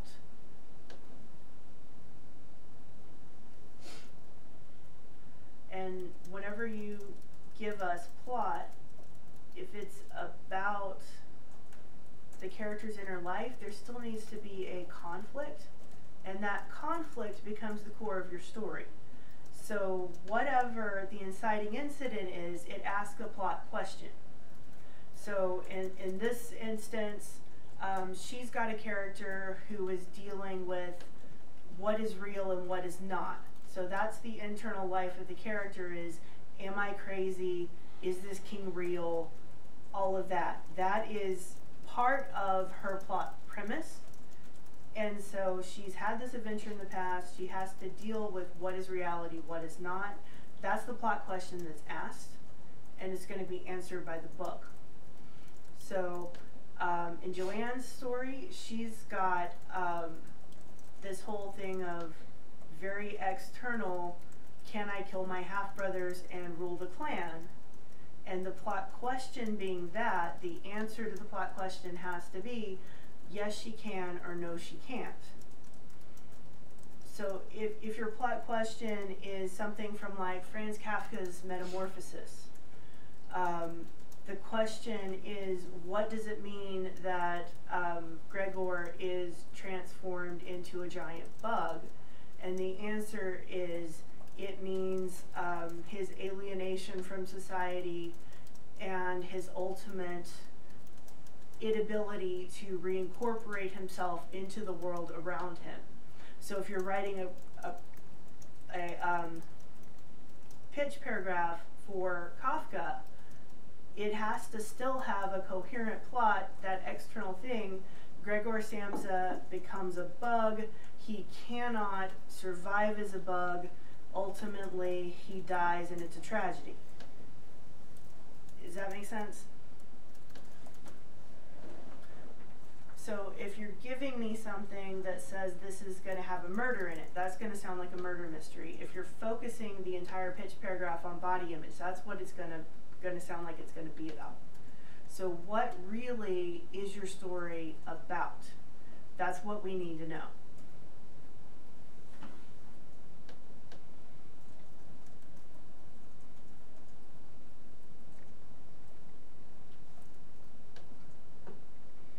Okay, so you're still working on the movie trailer model? Yes, but I can go back and read the previous conflict motivation one. Okay, so you flip those sentences. Okay. Yes. 16-year-old Reagan Sofian is expected to kill all her half-brothers to restore the honor of her clan and take over the leadership of all the clans. The warrior clans of the Great Plain would be constantly at war with each other if it would be constantly fighting. The warrior clans would be constantly at war. I was gonna Warriors say. are at war. Fighting! In the war. warrior clans were of the Great Plain. Say that 5 times fast. Constantly fighting if it weren't for the Kagazi, the leader of the clans. Every generation, each of the 6 clans puts forth an heir, a son of the previous Kagazi, to battle to the death for leadership. Reagan is the first girl to be the heir of her clan. She knows that she will fail in the larger challenge, but hopes to at least kill her eldest brother in revenge for his attack on one of her guard. But someone wants to kill her now, and she has to discover why they are wanting to kill her before the traditional challenge. In the end, and then I didn't actually finish, in the end she must learn to accept a new idea of herself when everything she knows is wrong. Yes, much more powerful. You guys agree that? I like that. I like the beginning a lot. Okay, so you're moving on to the movie trailer model. You said you wrote all that down. Yes. These guys are going to move on to the compounded risk model.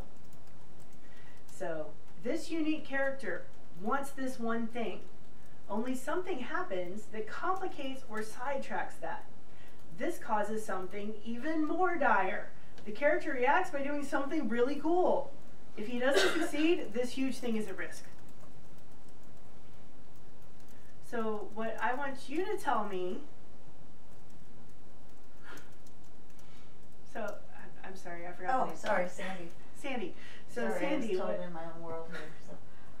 what I want you to tell me is what complicates people's lives and prevents them from already having what your book offers. Oh, okay.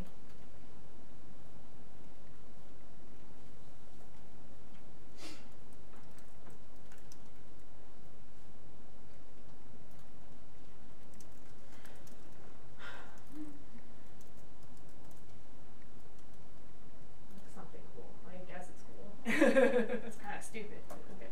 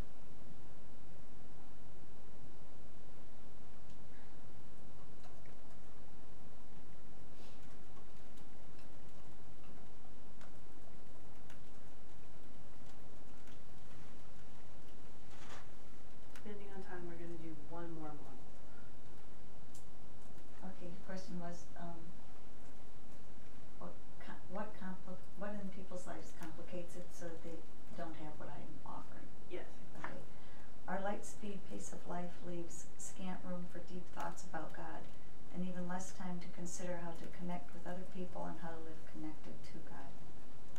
I like that. Light speed pace is fun. Okay, thanks. I think you're getting together more thoughts than you had on why this book is needed and different and fits in the market. Thank you. I'm hitting save over and over and over. Yes, that's a good thing. I'm like, okay, how many copies have I saved here? Anybody else ready to share? Struggling with the last part. I'll get what I have, and then you tell me. I'm working on the or else of the movie trailer. Yeah, the or else. But I'll do what I have of the beginning. It's just that last line. Lila Revelo is a focused college student desperate to re-enroll after her discharge from the mental institution a year ago. She was hospitalized for believing a complex delusion where she believed she was transported to a magical land called Amanthea, fell in love with August, its ruler, and overthrew his usurper. As Lila is preparing to go back to school, August returns and insists that her delusion was real, and he has come to warn her that his old enemies are looking for her. Lila tries to ignore August, but she can't fully accept that he is only a hallucination. When August is kidnapped, Lila chooses to accept her delusion as fact, teams up with his usurper sister, and sets out to find him. But this choice puts a strain on Lila's mental health, and that's what I... Okay, so wait a minute. She's in love? Yes. You didn't mention that before. Did I not? No. I'm Well, sorry, I think at one point you said she fell in love with her delusion, but Yeah. I So- wasn't sure if she still loved her delusion Yeah. So in the real world. this changes the stakes. Okay. Because the stakes now are visceral, true love. Mm-hmm. Because mental delusion is vague in the way that it doesn't affect everyone, but is love real? That's visceral. So this huge thing is at risk. What's at risk? His life and her heart. That's your risk. Okay. Guys, don't tell me everything. I thought I told you, by the way. They got a thing, like it's a big deal. They're talking. it's complicated. It's complicated. Well, It's basically complicated. Is he real? I don't know. Relationship status. Illusionary? Question. So are you ready or are you still working on it? I'm 5 words. Okay. Okay, so you two who have finished that one, the last model that we're going to look at, just because we need to write the rest of the letter, because I have more. They're in the slides, you'll get them. But wait. This one is when external story quest forces character to confront internal problem or stakes. Plot illustrates theme. So, Matthew, how are you coming on compounded He just risk? sent me the message. Okay. So this is his comment before we get into that one. He says, the book is ultimately about Mark losing his illusions about the world. The professional wrestling teaches him to see the truth in things, which is ironic since wrestling is fake. So specifically, he discovers the truth about his own family. He doesn't recognize wrestling as a metaphor. The reader is supposed to. I know most people hear 16-year-old wrestler and think it's YA, but how can I avoid that? That's one of his questions. But let me read his little compound risk model. Okay. Mark Elliott thinks he will never gain his father's approval. When he finds a flyer for a local wrestling school, he thinks he has found a way to get his dad's attention. He involves himself with a local pro wrestling school and finds himself overwhelmed as he tries to keep up with the more athletic and experienced wrestlers. If Mark never gets in the ring, will he ever get his dad's approval? Okay. I think we're missing a couple of the more dire doing something extra. It's almost like we're missing the whole murder side. Now we're focused mainly on the character and that's it. We're missing the external conflict. But if he's not gonna solve the murder or That's true. follow that down the rabbit hole, that doesn't belong in the query. Yeah. Because no, if you promise that in the query and then the novel doesn't deliver it, that's going to really disappoint the agent because that's what it seemed like the book was about. Right. So when you say the truth about the family, does that mean uncovering secrets or does that mean finding acceptance? Because if it's finding acceptance, That's another YA theme. So tell me why you don't think this is YA. What sets it apart from YA or makes it something that's on a more adult level? Because usually if you have a character who's a teenager in a book that's intended for adults, there's a reason for that. It's either super dark, super violent, or it's a character who's an adult looking back with distance on how they were as a teenager. The entire genre of YA is about family, body image acceptance, first kisses and first loves, all of those things where a person is transitioning from the middle grade, where do I fit in my family, to the YA, where do I fit in my world, to the adult, which asks questions more like, what is the meaning of life in terms of my family, my job, how do I feel about love on a level that implies commitment and marriage, all of those things. And that's what the YA genre bridges. And so that's what agents and editors looking to buy for that genre are going to be looking for. So why try to push this outside? What factor is it that makes this adult rather than YA? You have to have that in your letter. I need to know what it is. And then he just sent a comment, but you gotta remember we're just a little bit delayed. Yeah. So his comment was more about our discussion about why the murder isn't attached, and it says the murder arrestor becomes a ghost, so that's part of what that conversation is. Wait, what? A ghost? Yeah. Okay, he's the mentor character. What? Okay. That's not like a ghost story. A ghost murder mystery. Ghost speculative. So why doesn't the ghost know who murdered him? That seems like that would be an easy solve that would allow that question to be okay. And you have to have that in your query. It's like he joins the wrestling thing to solve the murder only to find his mentor as a ghost. And then he added another comment. He put, it's super dark and violent. It's also about the problematic history of racism, homophobia, and misogyny in wrestling and how that affects young people. It's also narrated by the brother in a Nick Carraway type way. Hunger Games, Cirque du Freak, YA can get violent, and right now there's YA books. There's a book that just came out, and it's about an alternate future with all the Muslims in the United States rounded up into concentration camps. Racism is a hot button issue in YA right now. It's not something that agents are going to shy away from. So if it's not presented as adult level characters or adult level understanding of this issue, it should be fine as YA. When you look at how racism is dealt with in fiction, look at things like Roll of Thunder, Hear My Cry, and To Kill a Mockingbird. That's going to be the child's understanding of it. Those are intended for probably middle grade. But if you look at what YA is doing right now, a lot of it is leading towards the kind of discourse that opens discussion.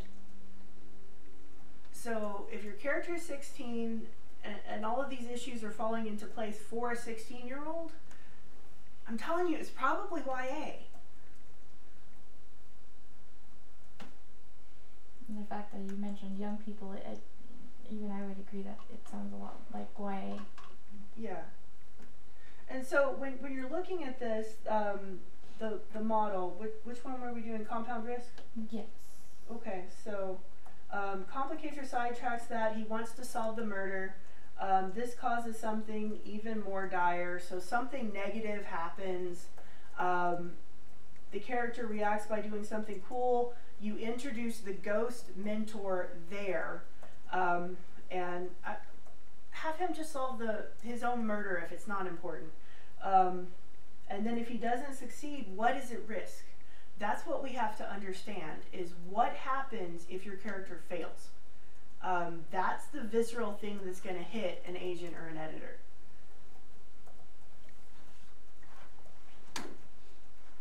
Okay, anybody else ready to share? I have a movie hero, okay thing. So that's this slide.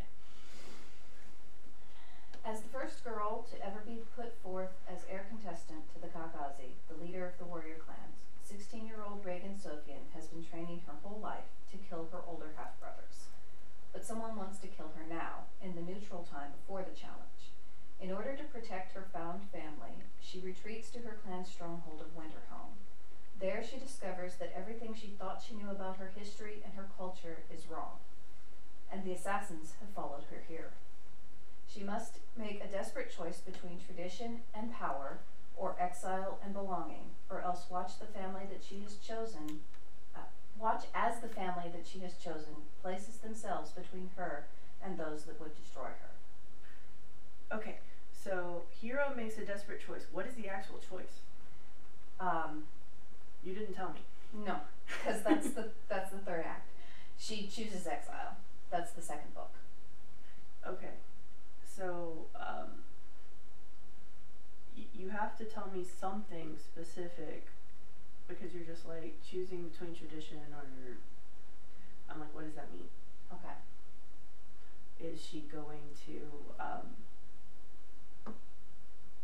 I mean, she's got to do something measurable, because everything that's vague is just going to be like to an agent. Okay. But I like this one. What do you guys think between her previous one and this one? I love this one. I think this one has more power. The beginning especially Yeah, was really good. yeah, I did the balance of the world and the character really well now. yeah. Okay, so is everybody working on one of them? Can I see the slide for the last one again? The compound risk? Or no, the one after that? Oh, the quest. So are you working on one over there, Sandy? I'm just working on all of it. Okay, so share when you have something. Okay.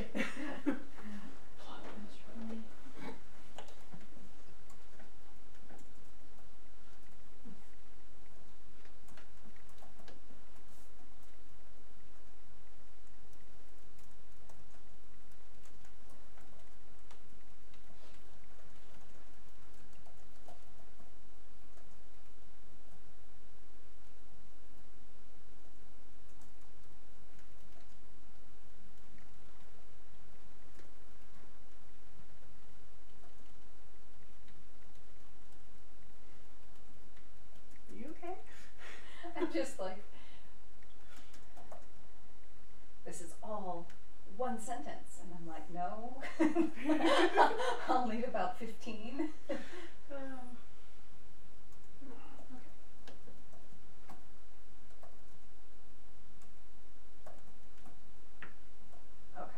so I've gotten that one.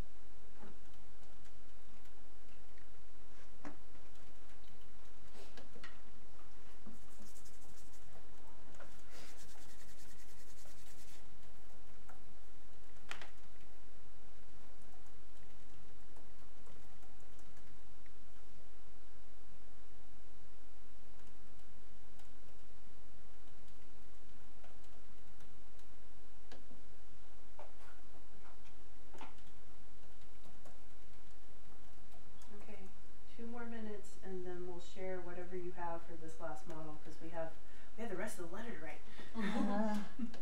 You guys believe it's already 5:20 almost? No. Yeah. If we need to bleed over the time, we can. Okay. They just got harder and harder and harder. The shorter. I did it. Okay, let's hear it. Okay.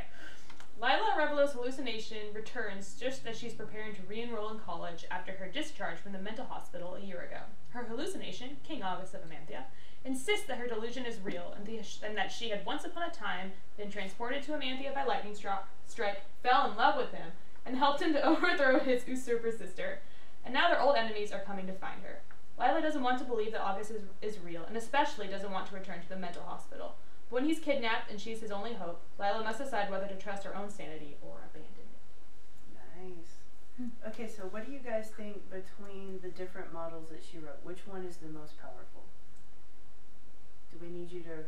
Let's reread them. A crash course on. Alright. Alright, you asked for it. The hero starts at status quo one. So I think that was the first one that mentioned. Is the that I number love. 1, 2, 3, or 4? That's 3, 3? I think. The Okay. movie trailer model. Okay. So read them all. That's From the beginning? Yeah. Okay. This Just is back to back. version 1. Lila Revelo wants to go back to college, but she's fresh out of hospitalization for a complex delusion where she believes she was transported to a magical land, fell in love with the king, and overthrew it and his usurper. As she is about to get her life back on track, the king returns to warn her. He insists her delusion was real, and now his enemies want revenge.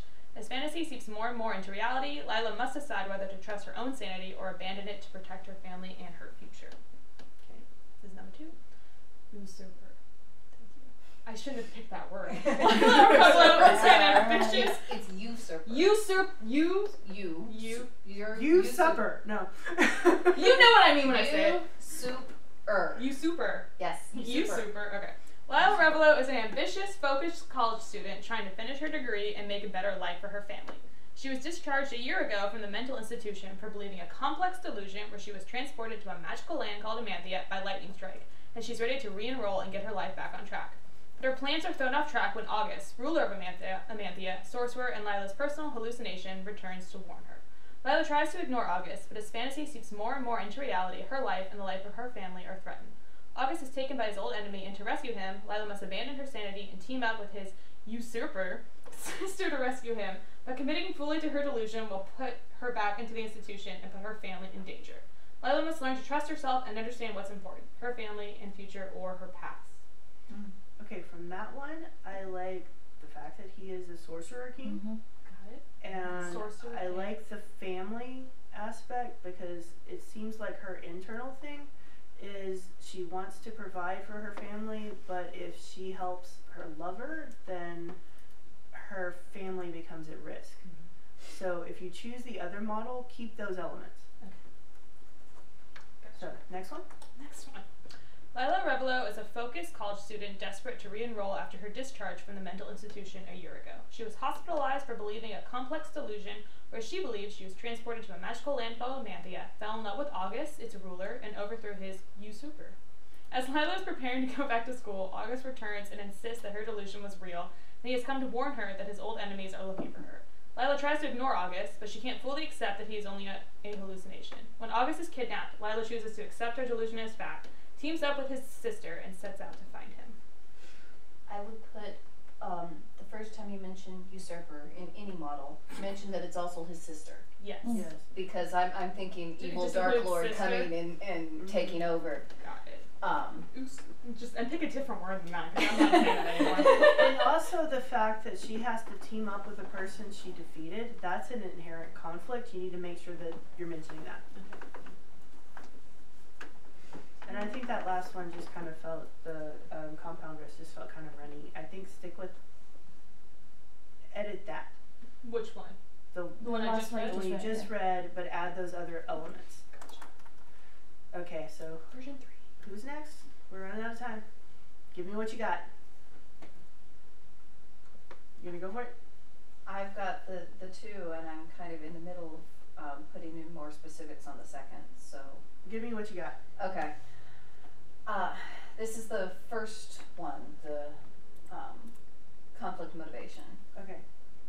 16-year-old Reagan Sophian is expected to kill all of her half-brothers to restore the honor of her clan and take over the leadership of all the clans. The warrior clans of the Great Plain would be constantly fighting if were not for the Kagazi, the leader of the clans. Every generation, each of the 6 clans puts forth an heir, a son of the previous Kagazi, to battle to the death for leadership. Reagan is the first girl to be the heir of her clan. She knows that she will fail in the larger challenge, but hopes to at least kill her eldest brother in revenge for his attack on one of her guard. But someone wants to kill her in the neutral time before the challenge, and she has to protect her friends and herself. In the end, she must learn to accept the new idea of herself when everything she knows is wrong. Okay. And what else do you have, the other models? Hero, the movie model. I very, very briefly started the other one, but, Okay. As the first girl to ever be put forth as heir contestant to the Kagazi, the leader of the warrior clans, 16-year-old Reagan Sophian has been training her whole life to kill her older half-brothers.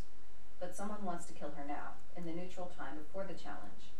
In order to protect her found family, she retreats to her clan's stronghold of Winterhome. There she discovers that the outcast clan, the Canon, are not the honorless, friendless misfits as she had been taught, but an accepting, and I haven't finished I like that that better. I think you want that and then keep the specifics that you like from that first one, but that has so much more life, energy, specific detail. Okay. So edit that. Alright. Matthew just sent his quest model. Okay. Mark Elliott is an overweight teenager who has always dreamed of becoming a professional wrestler. When he finds his way into a local pro wrestling school, he thinks this will be the thing to finally get his father's attention. When he is injured in the ring, he discovers who his father really is. Nice. I think that is the most intriguing one we've seen yet. So when you look at those other models, do you want to read back through? Give me 1 second because I gotta pull them out from the... Sorry. That's okay.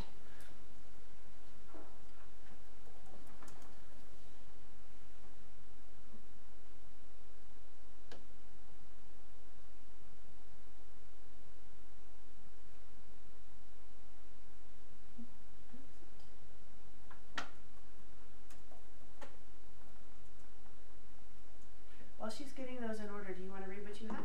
Okay, I've got to, I think I need to cut and paste a little bit, but dear Choice Books, I'm carrying you with my work, a Christian devotional, 3 messages from God. Read in an hour, yet remember for a lifetime. It is a spirit-filled travel guide for readers, offering a crash course on how to live today while facing eternity. This work will impact the reader's worship, offer guidance on how to live pleasing God, and interprets the armor of God into today's language.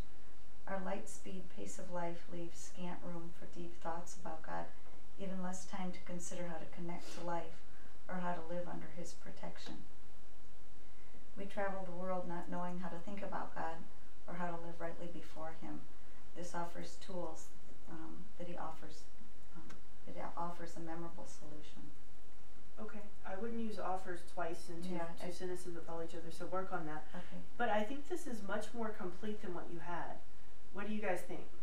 I have a better idea of what you're talking about now. Like, yeah, it makes a lot more sense to me now. Yeah. So we have them lined up? Okay. So, for the first one, Mark Elliott is an overweight teenager in the mid-90s whose only escape is his obsession with the mythology and folklore of professional wrestling.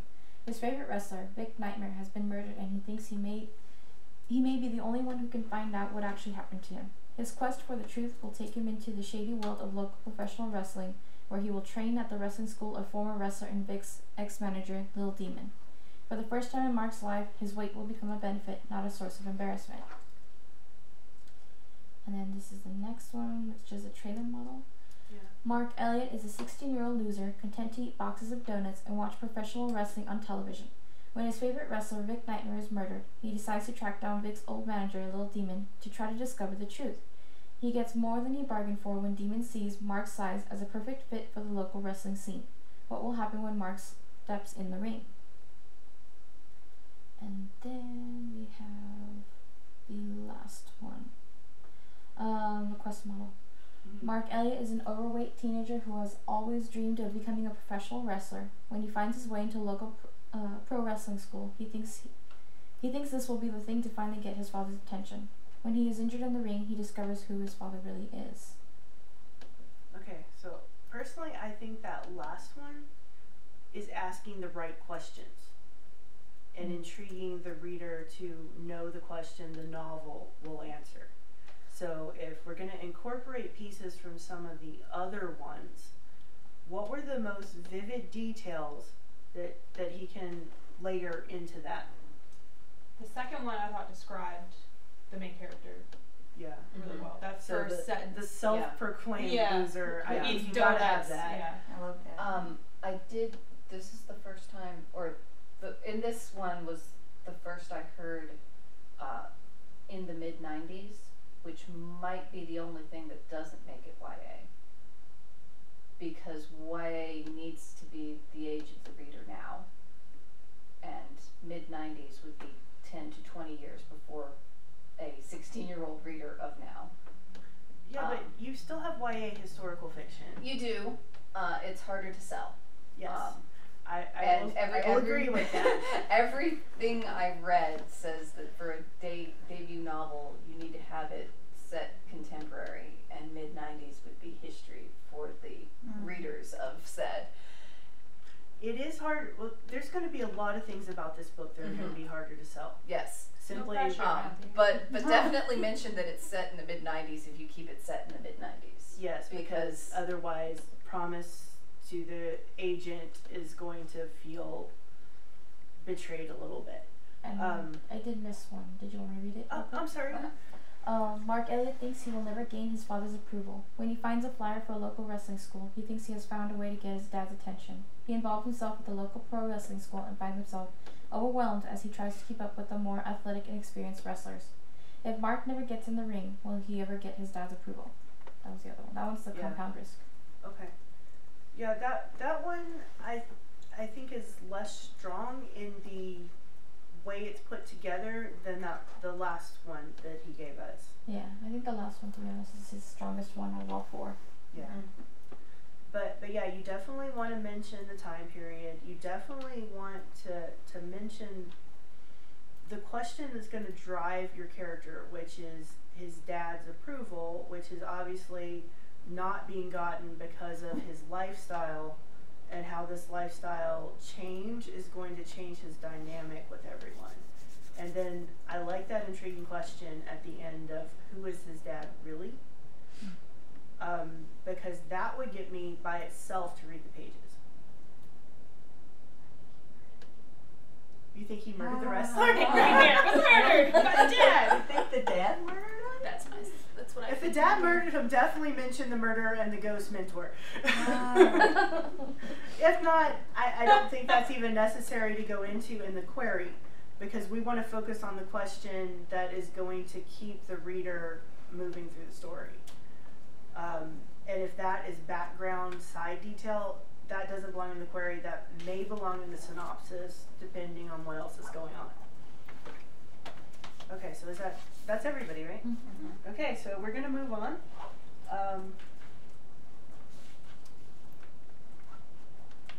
To book data. So this is important stuff. We're going to break it down piece by piece, but first off, you want to state the genre, subgenre of your book. And I know some of you guys were putting this up before the pitch paragraph. That is acceptable, but I like to get into the pitch paragraph without the agent having to scroll down on the screen. Which means if you put all of this stuff after that, after they're intrigued, they're like, okay, well, this is genre, all this kind of stuff. So genre, subgenre, if you're planning it as a series, let them know. Give a reasonably accurate word count. It's okay to round. They're not going to expect 86,243 words. And mention comp titles if you are using them. So let's break that down. Genre can be harder to determine than you think. We've talked a little bit about is this YA or adult. So you could have something that's about a summer trip. It might be romance. It might be women's fiction. It might be high concept commercial fiction. What you do is you go to the bookstore and you look for books that look like yours.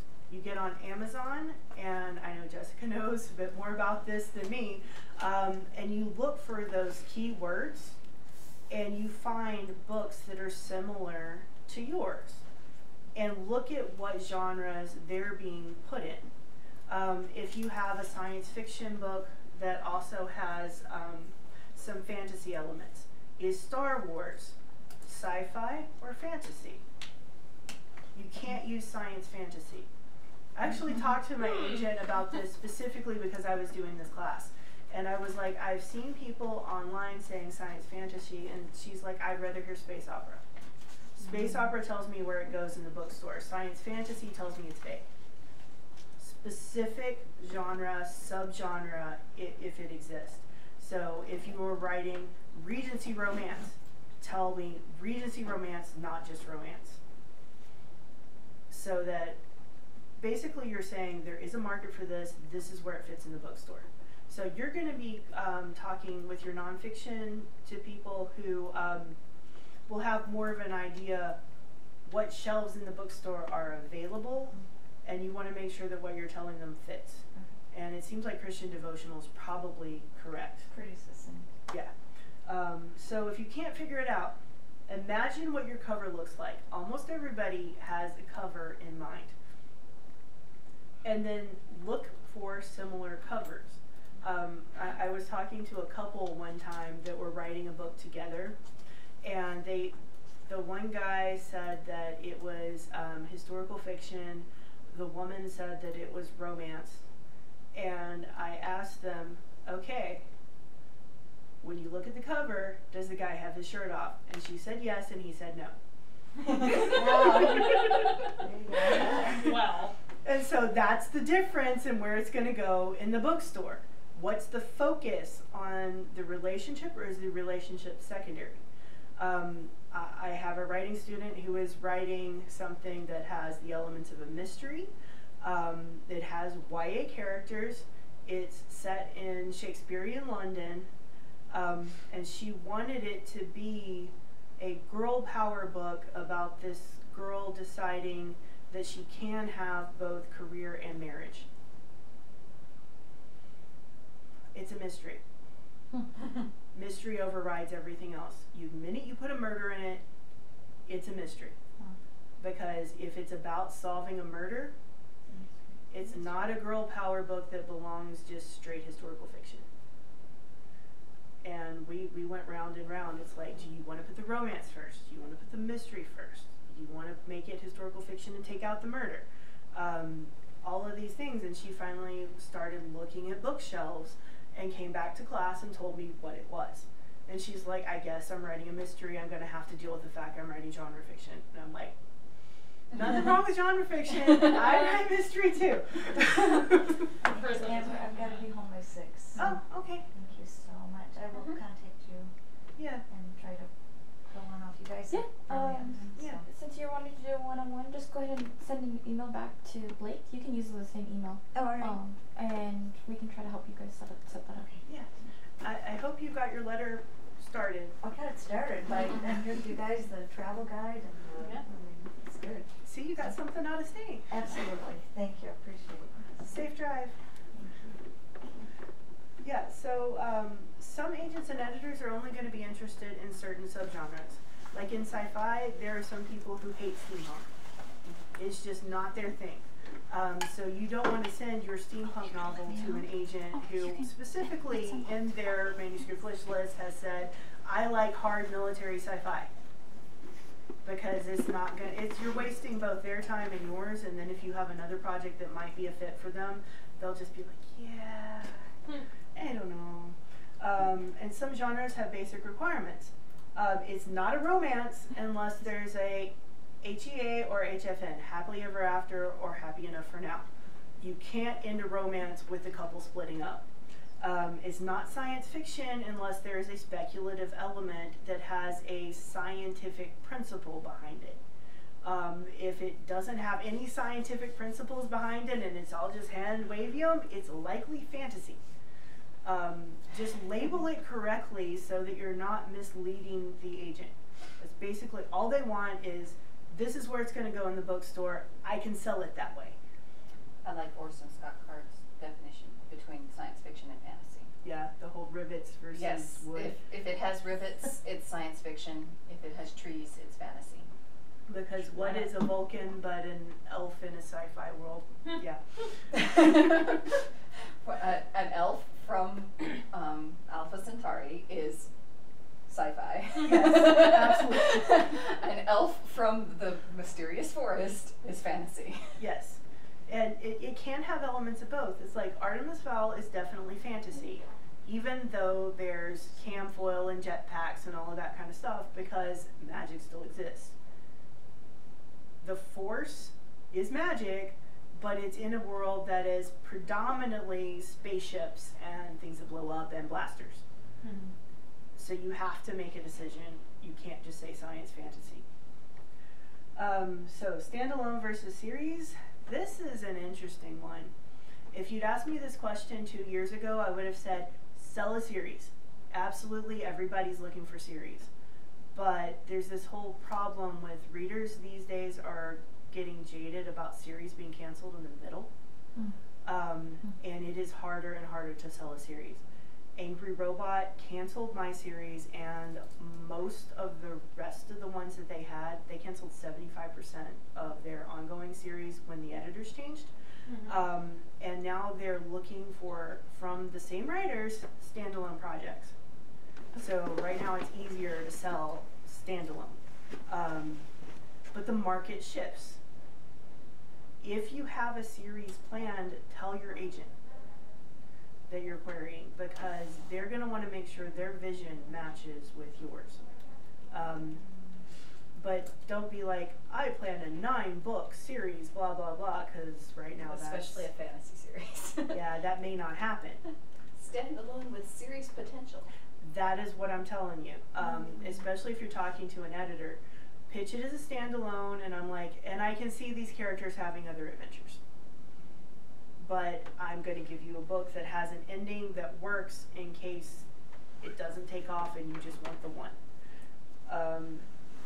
Don't be afraid to propose. If your book is a one-off, don't be afraid to propose that, because right now a lot of genres are looking for that. Some exceptions.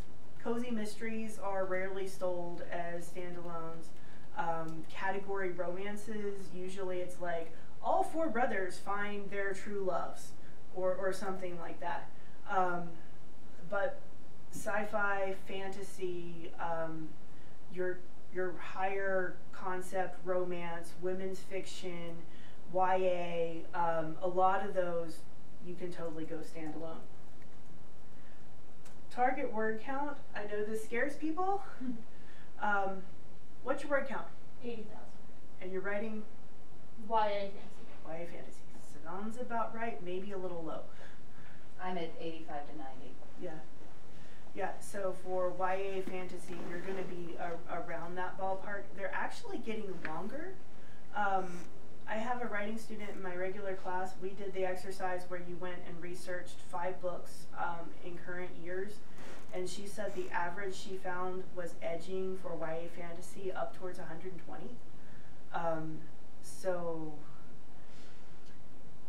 one of my favorite authors, Tamara Pierce, thanked J.K. Rowling a lot for teaching publishers that middle grade and high school students would read longer books. Yeah. So I probably wouldn't go under 80. Yeah. So yeah. So Because I can't cut anymore. the genre you think it is and the word count, Matthew? Yeah, does that mean? Yeah. Okay. Well, you were out of the room, so I wasn't sure if I could ask him. Oh, yeah. Oh, go ahead. Yeah. Yeah. So while he's thinking about that, there's a little chart here that you'll get in the slides. So pretty much most novels, 80,000 is going to be the minimum. That's going to be easy for an agent to sell. 100,000, unless you're talking sci-fi or fantasy, where you get extra room for world building. Over 100,000 is usually harder to sell, and there's reasons for this. If you're on the high side, the production costs for a huge novel are bigger. My novel, the first one was 140,000, but when I turned it in, it was 120,000, and they said, give us more world building. But I wanted to get it in on a low enough number that they weren't going to freak out.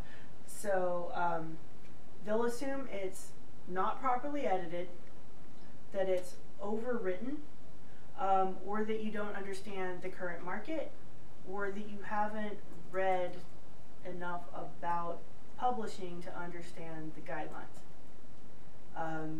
It is harder to sell a longer book, trust me. If you are too long, consider cutting some subplots, break the book into a trilogy, or combine or eliminate characters, because characters add to word count. Every new person we have to get attached to needs a backstory, they need development, you know, all of those kind of things. So can you have a minor character appear in 2 or 3 different places instead of 2 or 3 different minor characters? If you're on the low side, it's just hard to sell. That spot between novella and novel, because novella is usually like 40 to 60, and novel, it's harder to sell under 80. So that there really is no market for that 60 to 80. If it's too short, sell it as a novella. Do you really have a novel? Because sometimes you have an idea and it's a novella idea or a short story idea. There's not enough weight to it, no matter how many subplots you try to add to it to carry a full novel. Or add characters, add subplots, add a new theme to explore, and you can make it big enough.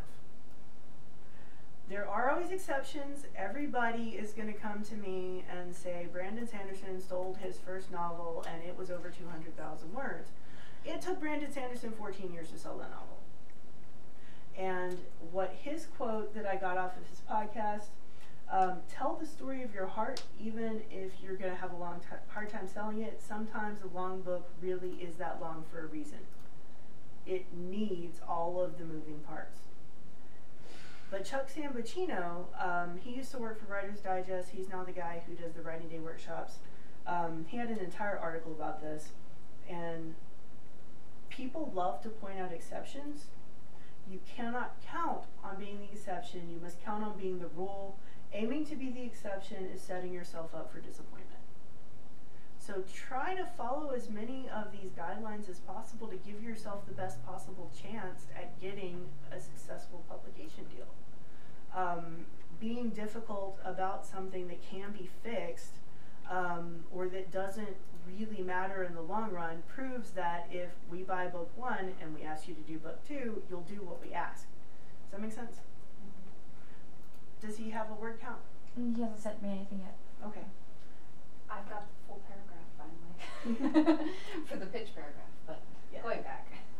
Okay, so comp titles. Comp titles are not required. It is better to have no comps than bad comps. No comps than bad comps. Remember that. They can often be formatted as X meets Y. So Die Hard meets X gives you a ton of options. Die Hard because that's the one that the movie executives always use. As how do you present this? X plus location, Die Hard on a bus equals speed, Die Hard on a boat, under siege, Die Hard on a plane, snakes on a plane, or X plus major difference, Die Hard plus kid protagonist is Home Alone. So something recognizable with a different option. Or you can give 2 comps. So this book meets that book. But they have to make sense. It's like Pride and Prejudice meets almost anything is going to give you an implication of the relationship issues that are going to be involved meets different setting or whatever it is. But if you said it's like Mary Poppins meets Guardians of the Galaxy, I'm like, what? It doesn't obviously make sense, right? So it has to be something that's going to help figure out what your book is and where it goes rather than just confuse.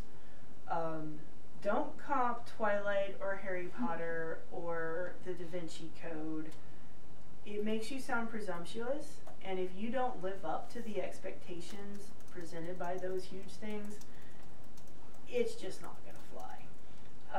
It's okay to make one comp a TV show or film as long as the other is a recent book. Do not comp 2 old books. It makes you look out of touch with the market.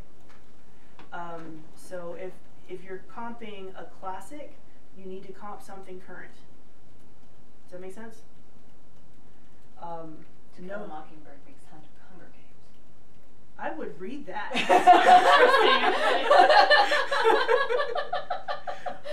But yeah, you can tell exactly what that book would be. Mm-hmm. Even without any idea of the plot, I'm like, I'm totally down for that. No more than 3 comps total. Yes? So Matthew says, my book is too long. I am working on that. But I am fine with the book taking 14 years to sell. It's a story that is from my heart. Okay. So what's his word count? I asked him that. So. He's like, no, don't ask. Yeah. It's 500,000 words. 250,000? No. 250,000 word YA debut. Yes. Okay, so now I want you to write that paragraph. I'm going to go back to what you need in it. Give me a paragraph in 2 sentences at the most that are genre, if it's a series, word count, and comp titles. I've got it. And you got 5 minutes. I've already got it written down if you want. Oh, go ahead. I drafted a full query letter. It's just the pitch part that was awful. Okay. So, a combination of Rise Rule by Ellen Goodlet and The 3 Dark Crowns, Wintercombe is the first in a duology, The Song Without Words. It's a YA fantasy with LGBTQ themes, complete at 90,000 words. Okay. Tell me, I'm not familiar with your comp titles. When were they published, and what are they about? Rise Rule was a duology that the second book was published in 2018, I think, maybe 2019. Awesome, you're good there.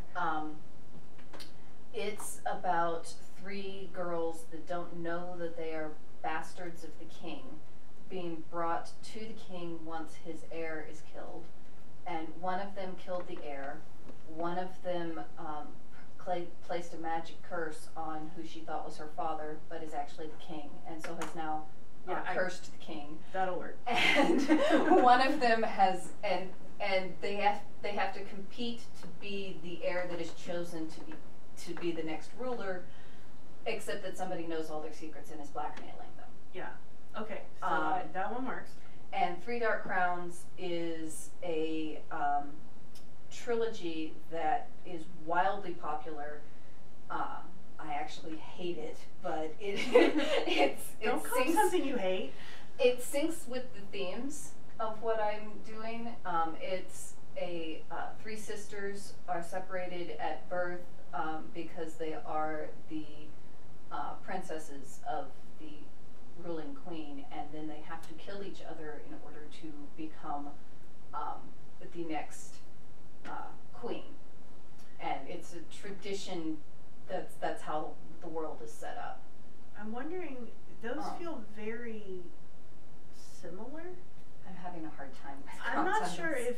if I would comp that to that, because it feels like you're comping apple to apple. Okay. You mentioned Brave before, which tells me a lot about your world building and spunky character and all of that. I would pick one of those and comp it to Brave. Okay. I was told to comp it to 3 Dark Crowns because it was a YA trilogy debut that became hugely popular. But that was by an agent. And yeah. What do you guys think? I actually like the first comp and then comping that to Brave. Okay. I think that'll be a lot better. Yeah. I mean, I've never heard this is a very popular series. So. Yeah. It was wildly popular, and it was.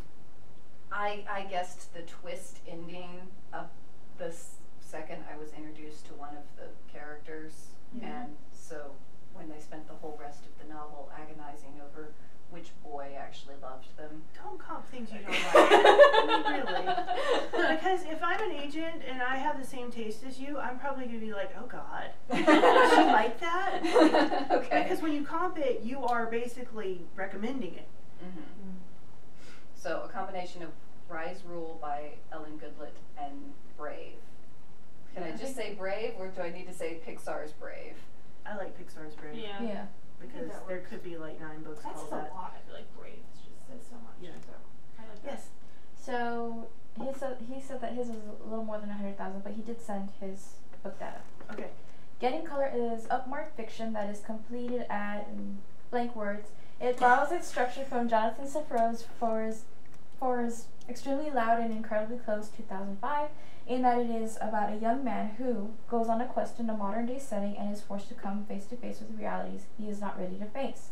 With the book, I attempt to consider and investigate a popular form of entertainment, one that is often considered provincial, base, and problematic, and interrogate it in a serious and thoughtful way, much in the way Michael Chabon did with The Amazing Adventures of Cavalier and Clay, 2000. I can see that. Yeah, I think that works.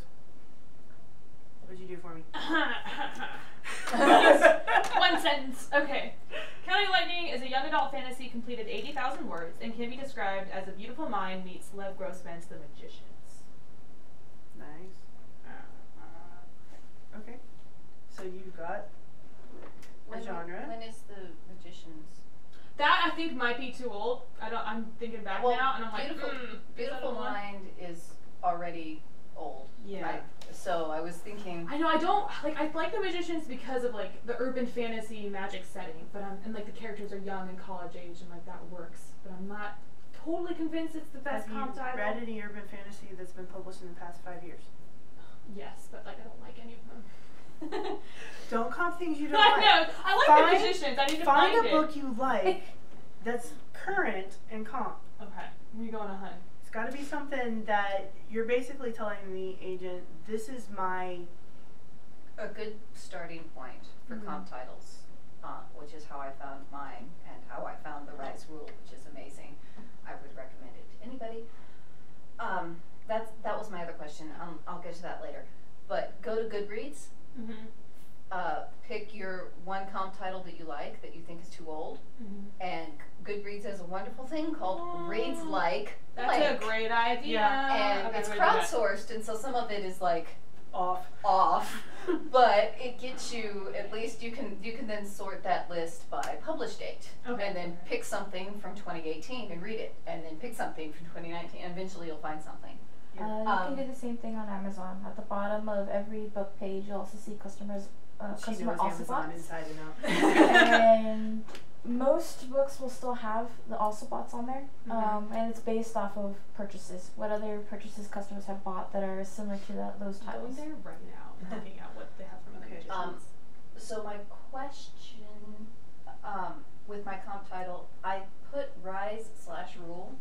It's a duology, and the first one is Rise, and the first one is Rule, and the second one is Rise. Okay. Do I put the Rule duology? Do I put Rule/Rise? You gave the author name? Yes. Then I think that should be fine. Okay. If they know anything about it or can Google in general, they'll figure that out. Okay, so don't want to run And I too do far it every over. single time. We'll go over a few minutes. Qualifications. If you don't have specific qualifications, don't worry and don't try to stretch things. The first thing that an agent who is interested in you is going to do is what? Google it. Google you. And they're going to want to know who you are on social media. They're going to want to know if you have a professional website. They're going to want to see what you do and what face you present to the world. This is why you don't badmouth publishing professionals on Twitter, because they're going to Google you. Don't stretch things, but do try to build qualifications. So if you have something that is, it feels like you've got some very specific sources for your world building. Can you become an expert and write nonfiction articles or something about the things that are in your world building? That shows that you have street cred, that you know what you're talking about. I have this whole chocolate thing going on, so I've got the chocolate sci-fi. My husband and I put together a chocolate cookbook. And so we are the authors of There Are Herbs in My Chocolate. And the next book event that we're going to, Jake's actually going to get to talk. and he's going to talk about the fact that he's growing cacao trees in his office. And so I've been following those on Instagram. It's really funny. So on Instagram every week, I am about certain things, and people will actually contact me when I don't have a Mug Monday with my coffee up, and they're like, "You okay?" And I'm like, "Yeah, I just don't have glasses this week. I didn't go out for coffee. I'm gonna have to start taking pictures of my mugs at home." They like that, and they expect it. They like the fact that I'm talking about what I'm writing about, because I teach writing. I've been trying to do a Foodie Friday and giving people free recipes, stuff like that. It shows you have street cred. There were some people who were complaining about my book and my use of Spanish and stuff, and then I started posting pictures from being in Mexico, and they're like, "Oh, okay." You know, street cred, it makes a difference. It doesn't have to be, "I went to school for blah, blah, blah." That used to matter a lot more in life than it does now. People care more about actual honest experience. Are you a teacher? Do you teach the aged children that are in your YA? Do you mom of 4 and deal with teenager issues, understand kids from that level? Is there a blog where you're talking about, don't talk about your writing on your blog unless you want to be a writing instructor. And this is something that several marketing classes, and Leah pointed out, Jessica's like a marketing guru, so she pointed out as well, don't market to other writers, market to your readers. And so if you're looking for an agent to see that you have the street cred to write the book you wrote, show that. Don't show, "I wrote 3 chapters today." I mean, you can do that on Twitter or Facebook, but have something that's more substantial on your blog than just, "I wrote 3 chapters, here's the coffee shop I was at." Give me something about the research you did, and how that, you know, affected your life, and now you make homemade yogurt. I don't know if it's important to your book. I write about food, don't judge. So give me your couple of sentences on your qualifications. It's the last thing we're going to write, and then we're going to write a thank you at the end. So we're almost done. I combined my qualifications and my thank you. Oh. Okay, well, let's talk about that real quick before you write it. Thank you can come at the paragraph at the end of your qualifications. Keep it positive. Never apologize. This is a business letter. Their business is reviewing books. Don't ever say, "I'm sorry to waste your time," or "I know it's unlikely that you'll buy this," but always be positive and be confident even if you're not. And be sincere, because sincerity will get you very far. Keep the closing professional. When in doubt, sincerely works. Don't, you know, "Bye, dude," is not professional. It's not, you don't know this person yet. Bruh. Yeah, it's like, my agent signs off with just J to me, but when we first met, it was Miss Royer.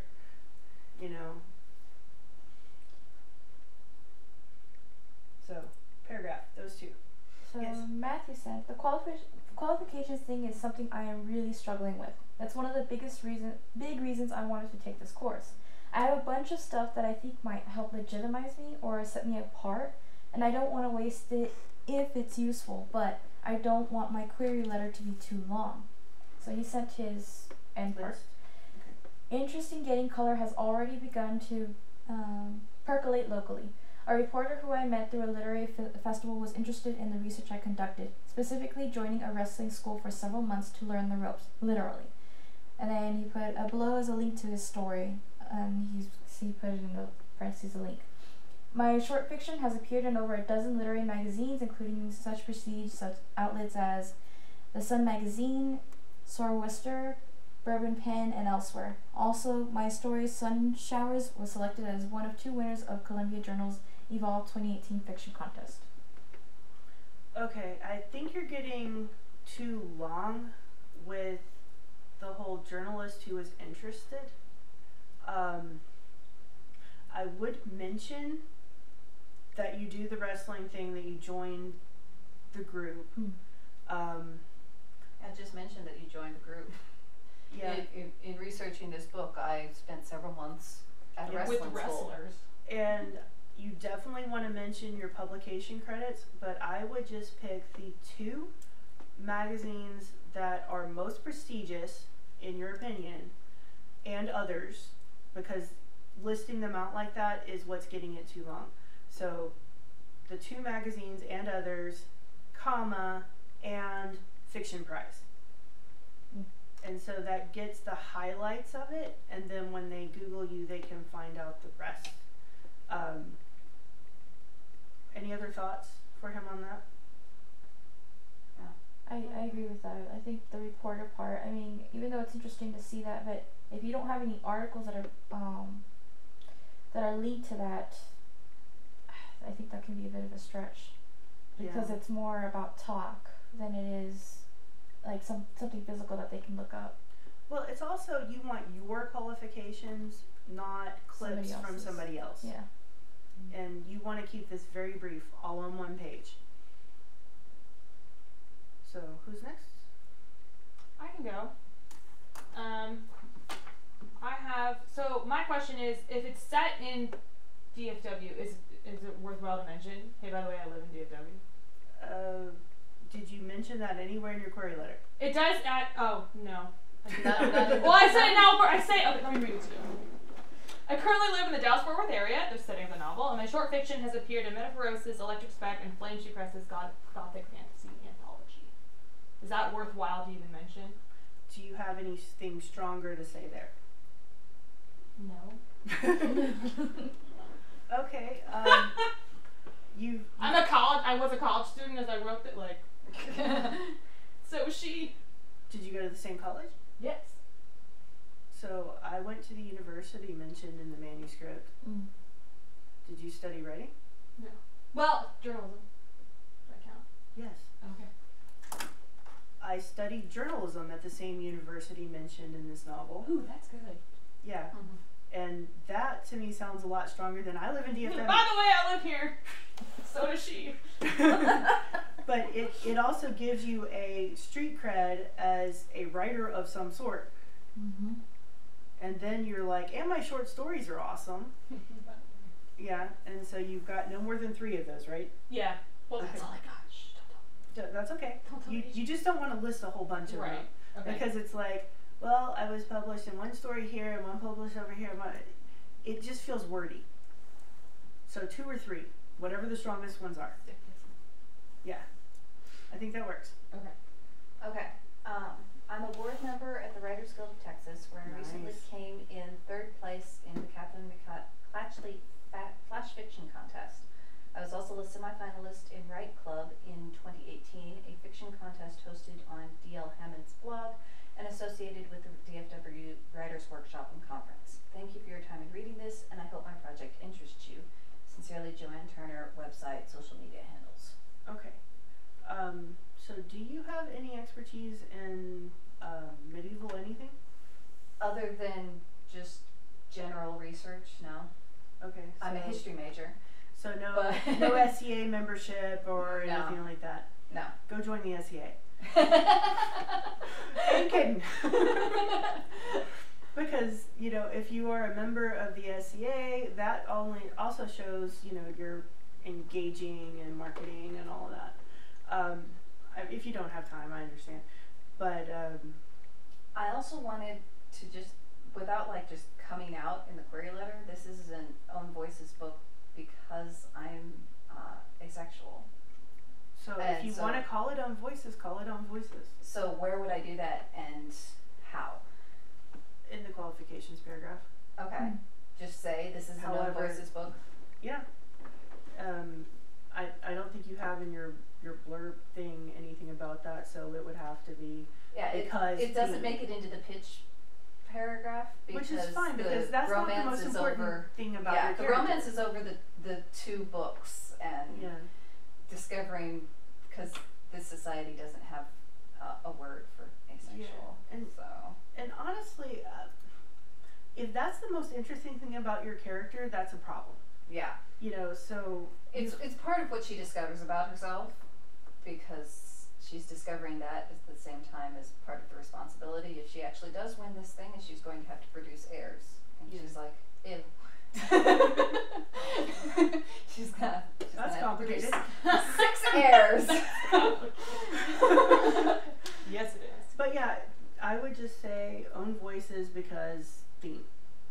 Okay. And just keep it straightforward. Don't apologize. So just at the beginning of it, say this is an own voices book as I am an asexual, or what? As that is a theme in this work. Okay. Because that otherwise that comes out of nowhere. Because it's like, what in this book is about that?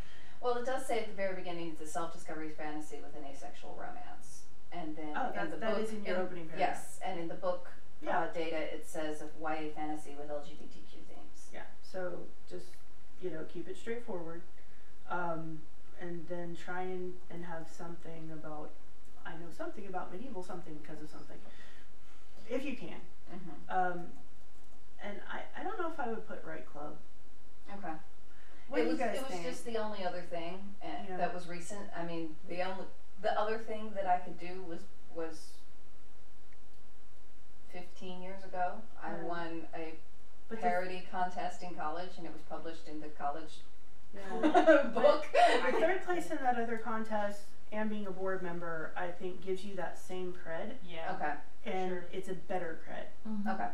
I thought cred there. Matthew says, I have no problem cutting the part about the article, but it's not an article about the wrestling school. The school isn't named. It is an entire feature specifically about me doing research for the novel. There is a link, I just didn't include in the article. I should replace that with just mentioning that I trained at a wrestling school for a few months. He's asking if you should replace it that. I wouldn't even say for a few months. Just say that you trained at a wrestling school. It's hard when you have too much in the sentences, is the only reason I would say cut the thing about the journalism part. It just doesn't, I mean, you could give a raw link, but you don't usually give links in queries. Usually that comes more when they want more information. Okay, so... I also forgot, is this, I worked as an editor at a university publisher. Is that worth mentioning? Newspaper or actual publisher? Like actual press books. University press. Yes. Just don't be like, I worked on my high school newspaper. No. I mean, I did, but I was on the yearbook committee. It's real physical books. I Barnes and Nobles, and I marketed them What too. university? UNT. Yes, mention I was an editor for UNT Press. Oh, okay. Oh, good God. I feel like keep leaving things out. And you're like, I live in DFW. That's what I think is my best qualification. What's that say about my self-esteem? Okay. Okay, so that's it for the presentation. It is now 6:12. Does anybody have brief questions, or are you guys ready to go forth and query? This is an own voices book, as I am an asexual, the same as my main character. Yeah, I think that. Yeah, I'm a board member at the Writers Guild of Texas. Yeah. Okay, any questions? We need more board members if anybody wants to add I that. don't have time. We actually need a social media person, I think. I'm sorry, what? Yes. We might. That's oh my God, I got another one! Yes, but if you really do, like, that would actually be really interesting. They I have to ask. A writer's group too. Do you have a business card? I have a work one, but like you can text me on my work phone. That's fine. Matthew, did you have any other questions? He said, I just wanted to make sure I was clear about what the article is, and so he said that he'll take it out, and he says, sounds good. I want to read it though. It sounds really interesting. Yeah. Okay. I'm just going to write my You've got a email lot on going on with that process. I think it's very interesting. That's fine. Business cards. Please do move forward with querying it. Any other questions from you guys? If y'all are just going to exchange contact information, we'll let him go. I think that's what we're doing. Thanks for participation. It was the dad who killed him, right? I'm right. I know. I'll know when it comes